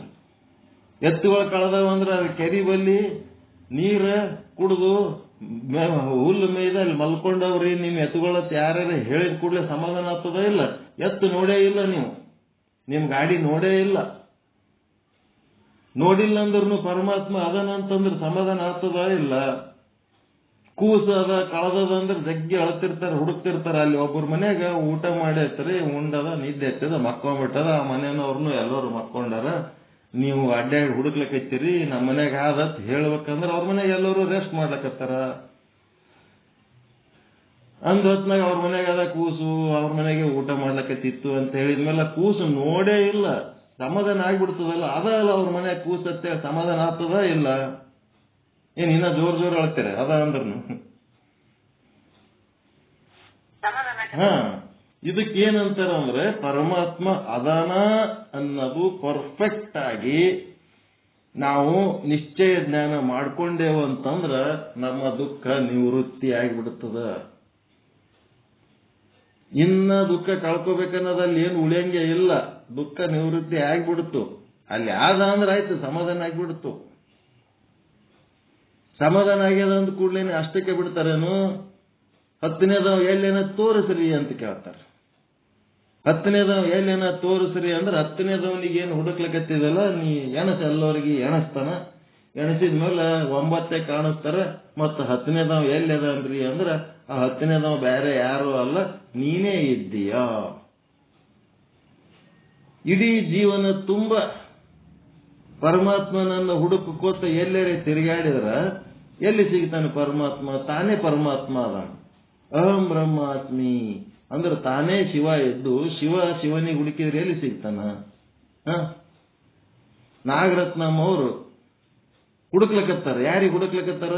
ನಾಗರತ್ನಮ್ಮಗೆ ಹುಡುಕ್ಲಕತ್ತಾರ. ಇಡೀ ಜಗತ್ತಿನ ತುಂಬ ನಾಗರತ್ನಮ್ಮ ಹುಡುಕಿದ್ರೆ ಎಲ್ಲಿ ಸಿಗ್ತಾರ? ನಾಗರತ್ನಮ್ಮ ನೀನೇ ಇದ್ದೀಯಾ ಅಂತ ಹೇಳಂತ ಒಬ್ಬ ಆಪ್ತ ಪುರುಷ ಸಿಕ್ಕಾಗ ನಾನೇ ಯಾನನ್ನ ಹುಡುಕ್ಲಕತ್ತೀನಿ, ಅದು ನಾನೇ ಅದೀನಿ ಅಂತ ತಿಳ್ಕೊಂಡ ಮೇಲೆ ಮತ್ತಿನ್ನೇನು ಸಾಧನೆ ಮಾಡ್ಲಕ್ ಉಳಿತ ಅಲ್ಲಿ? ಮತ್ತ ನಾಗರತ್ನಮ್ಮ ಸಿಕ್ಕ ಮೇಲೆ ಮುಂದೇನು ಉಳಿತಾರೆ ಸಾಧನೆ? ಮತ್ತೇನು ಹುಡುಕದು ಉಳಿತದ ಅಲ್ಲಿ? ಅದಕ್ಕೆ ನಮ್ಮ ಸ್ವರೂಪದ ಜ್ಞಾನ ನಾವು ಮಾಡ್ಕೊಂಡ ಮೇಲೆ ಮುಂದೆ ಮಾಡುವುದಕ್ಕೆ ಯಾವ ಕೆಲಸನೂ ಇಲ್ಲ. ಸಾಧನೆ ಮಾಡೋದಕ್ಕೂ ಏನು ಕೆಲಸ ಇಲ್ಲ, ಕಳ್ಕೊಳ್ಳೋದಕ್ಕೂ ಅಲ್ಲೇನು ದುಃಖನೂ ಇಲ್ಲ. ಹಾಗೆ ನಾನು ಬ್ರಹ್ಮ ಸ್ವರೂಪನಾಗಿ ಈ ಜಗತ್ತನ್ನು ನಾವು ನೋಡಿದರೆ ಇಡೀ ಜಗತ್ತೆಲ್ಲ ಬ್ರಹ್ಮ ಸ್ವರೂಪವಾಗಿ ಕಾಣುತ್ತದೆ.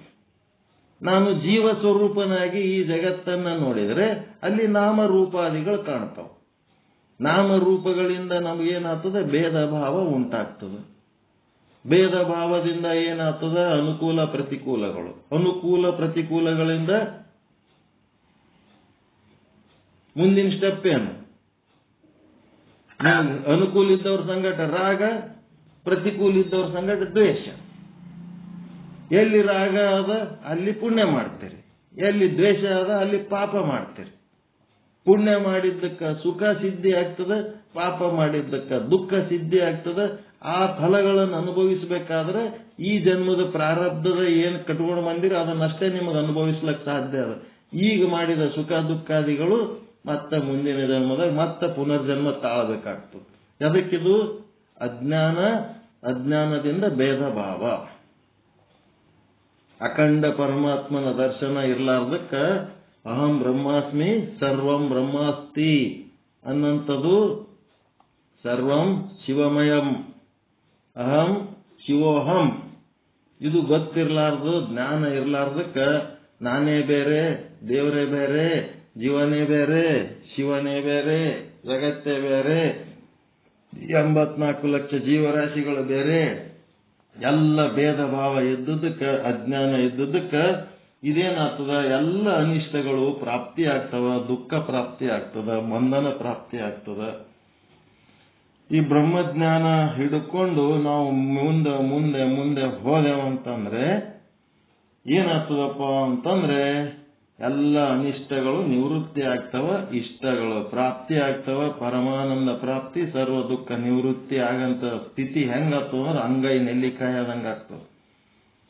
ಅದಕ್ಕೆ ಎಲ್ಲ ಸಾಧನ ವಿಧಾನಗಳದಾವ. ರೆಗ್ಯುಲರ್ ಆಗಿ ನಮ್ಮ ಪಾಠಗಳು ಅಟೆಂಡ್ ಆದ್ರೆ ಅಂದ್ರೆ ಸಾಧನಾ ವಿಧಾನಗಳ ಪರಿಚಯಗಳು ಗೊತ್ತಾಗ್ತವ. ಒಂದೊಂದೇ ಸಾಧನೆ ಮಾಡ್ಕೋತ ಇದ್ರಿ ಅಂತಂದ್ರ ಏನು ಮಾಡ್ಲಕ್ಕೆ ಜಗತ್ತಿನಾಗ ಇನ್ನೇನು ಉಳಿಯಂಗಿಲ್ಲ. ಅಂತ ಒಂದು ಸಾಧನೆ ಮಾಡುವಂತ ಅವಕಾಶ ಈ ಬ್ರಹ್ಮಪೀಠದಾಗದ. ಇನ್ನು ಕೆಲವರ ವಿಚಾರ ಬೇರೆ ಬೇರೆ ತೆರನಾಗಿ ಇರುತ್ತವೆ ಅನ್ನೋದು ಮತ್ತಿನ್ನೇನೇನಿರ್ತದ ಅನ್ನೋದು ಮುಂದೆ ಹೇಳ್ತಾರ. ಇವತ್ತಿಂದು ಏನು ವಿಚಾರ ಹೇಳಿವಿ, ಈ ವಿಚಾರದ ಬಗ್ಗೆ ಏನಾರ ನಿಮಗೆ ಡೌಟ್ಸ್ ಇದ್ರೆ, ಏನಾರ ಪ್ರಶ್ನೆಗಳಿದ್ರೆ ಕೇಳಬೇಕು. ನಿಮ್ಮೊಳಗಿನ ಸಂದೇಹಗಳನ್ನ ಒಳಗೆ ಇಟ್ಕೊಂಡ್ರಿ ಅಂತಂದ್ರೆ ಅದು ಒಂದು ಪಾಪದ ಕೆಲಸನೇ.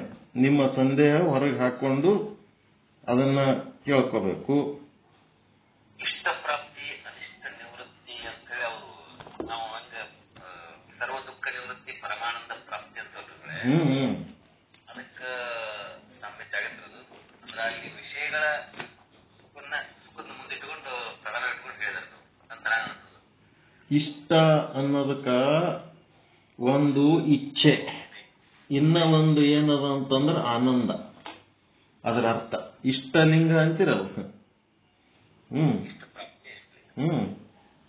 ಇಷ್ಟಲಿಂಗ ಅಂದ್ರೆ ಆನಂದ ರೂಪವಾದ ಲಿಂಗ. ಅದು ಇಷ್ಟದ ಅರ್ಥ ಅಷ್ಟೇ ಇಲ್ಲ, ಅದಕ್ಕಿಂತ ಹೆಚ್ಚಿನ ಅರ್ಥ ಅದ. ಆನಂದ ಸುಖ, ಇಷ್ಟ ಅಂದ್ರೆ ಸುಖ, ಅನಿಷ್ಟ ಅಂದ್ರೆ ದುಃಖ ಅಂತ ಒಂದು ಸಾಲ ಹೇಳ ನೋಡ್ರಿ ಅಲ್ಲಿ. ಅದು ಆನಂದ ಅಂತ ಹೇಳಕ್ಕ ಸುಧಾರಿಸಿಲ್ಲ. ಅದು ಸುಖ ದುಃಖ ಅಂತ ಹೇಳ್ಬಿಟ್ಟ. ನಾವು ಹಂಗೆ ಅನ್ಕೊಂಡಿದ್ದವು, ಆದ್ರೆ ಅದಕ್ಕೆ ಮೀರಿದ ಅರ್ಥ ಅದು. ಇಷ್ಟದ ಬಗ್ಗೆನೆ ಬಹಳ ಸಂಶೋಧನೆ ಮಾಡಿ ಅರ್ಥ ಮಾಡ್ಕೊಂಡೇವ. ಅದು ಆನಂದ ಅಂತ ಹೇಳಕ್ಕೆ ಗೊತ್ತಾಯ್ತು ಆಮೇಲೆ.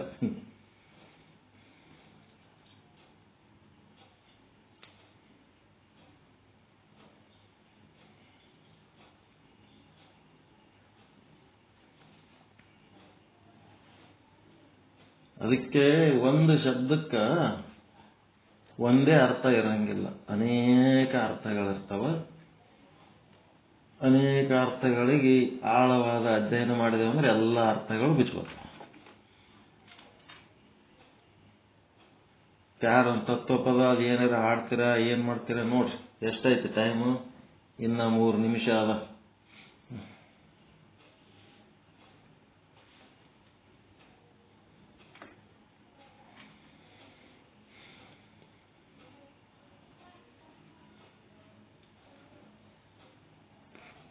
ಪ್ರಕಾಶ ದಡ್ಡಿ ಗುರುಗಳು ಯಾರು?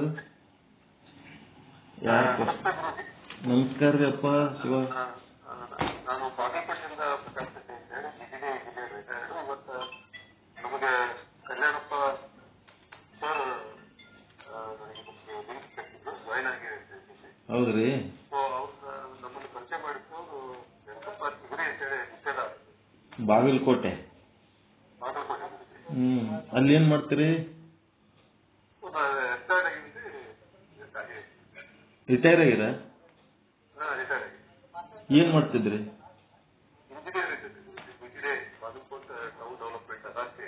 ಓಹೋ, ನಿಮ್ ಮೊಬೈಲ್ ನಂಬರ್ ರೀ? 7892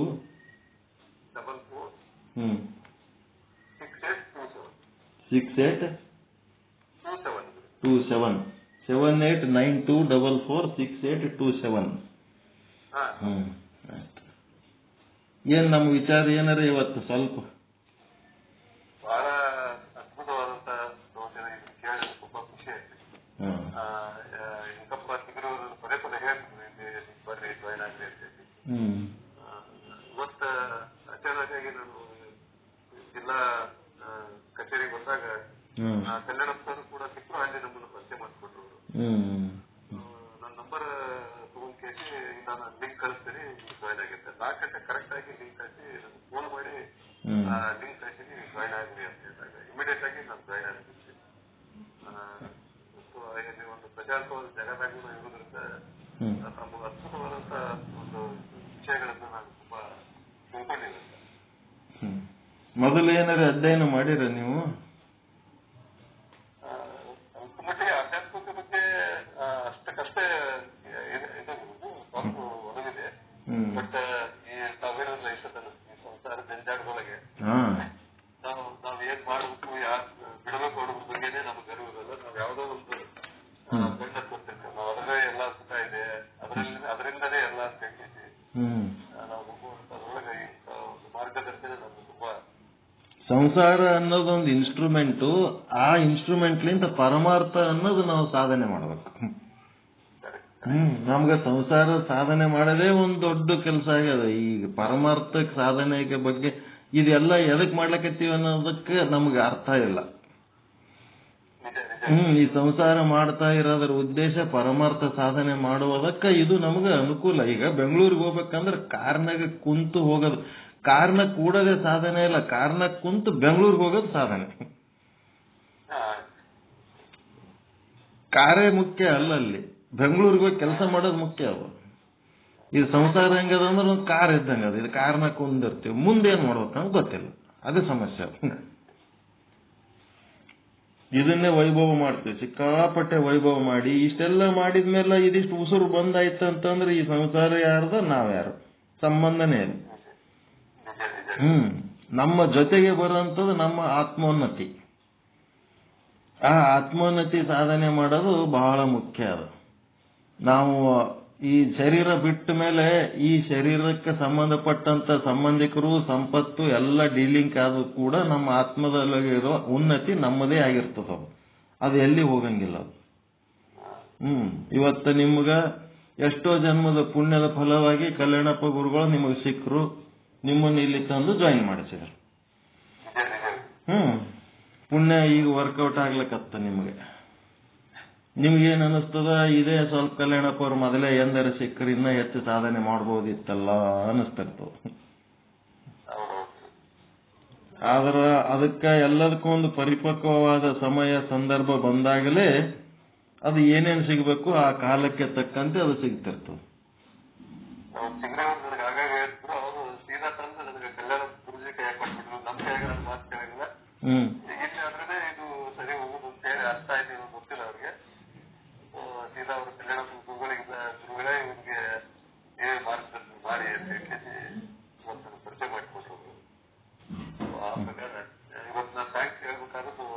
ಚಿಗರಿ ಗುರುಗಳಿಗೆ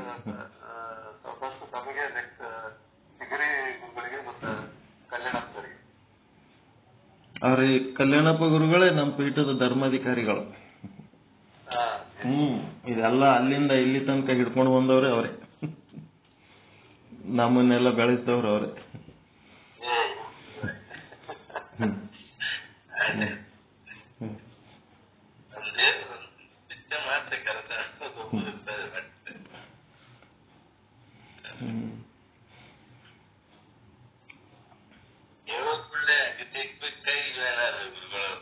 ಮತ್ತೆ ಅದು ಅವರು ಒಂದು ಹಸಿವು ಅದ, ಅವ್ರ ಭಾಗ್ಯನೂ ಅದ ಇದ್ರಾಗ ಸೇರಂತದ್ದು. ಅವ್ರ ಗೋಕಾಕ್ನವ್ರು ವಿದ್ಯಾ ಮೇಡಮ್ ಜಾಯಿನ್ ಆಗ್ಯಾರ ನೋಡ್ರಿ, ಗೋಕಾಕ್ನ. ಅವರು ಜಾಯಿನ್ ಆಗ್ಯಾರ, ಡೈಲಿ ಇರ್ತಾರ.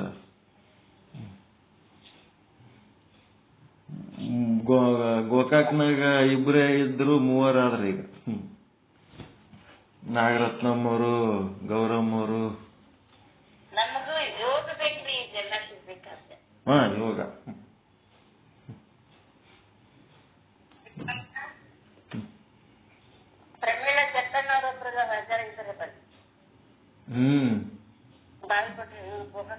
ಗೋಕಾಕ್ನವ್ರನ್ರಿ.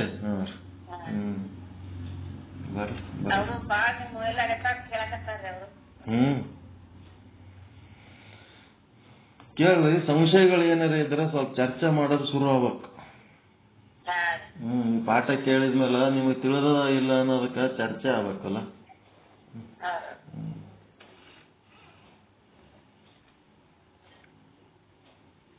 ಆಯ್ತು, ಮತ್ತೆ ಸಂಜೆ 8:30 ಪಾಠಕ್ಕೆ ಜಾಯಿನ್ ಆರಿ.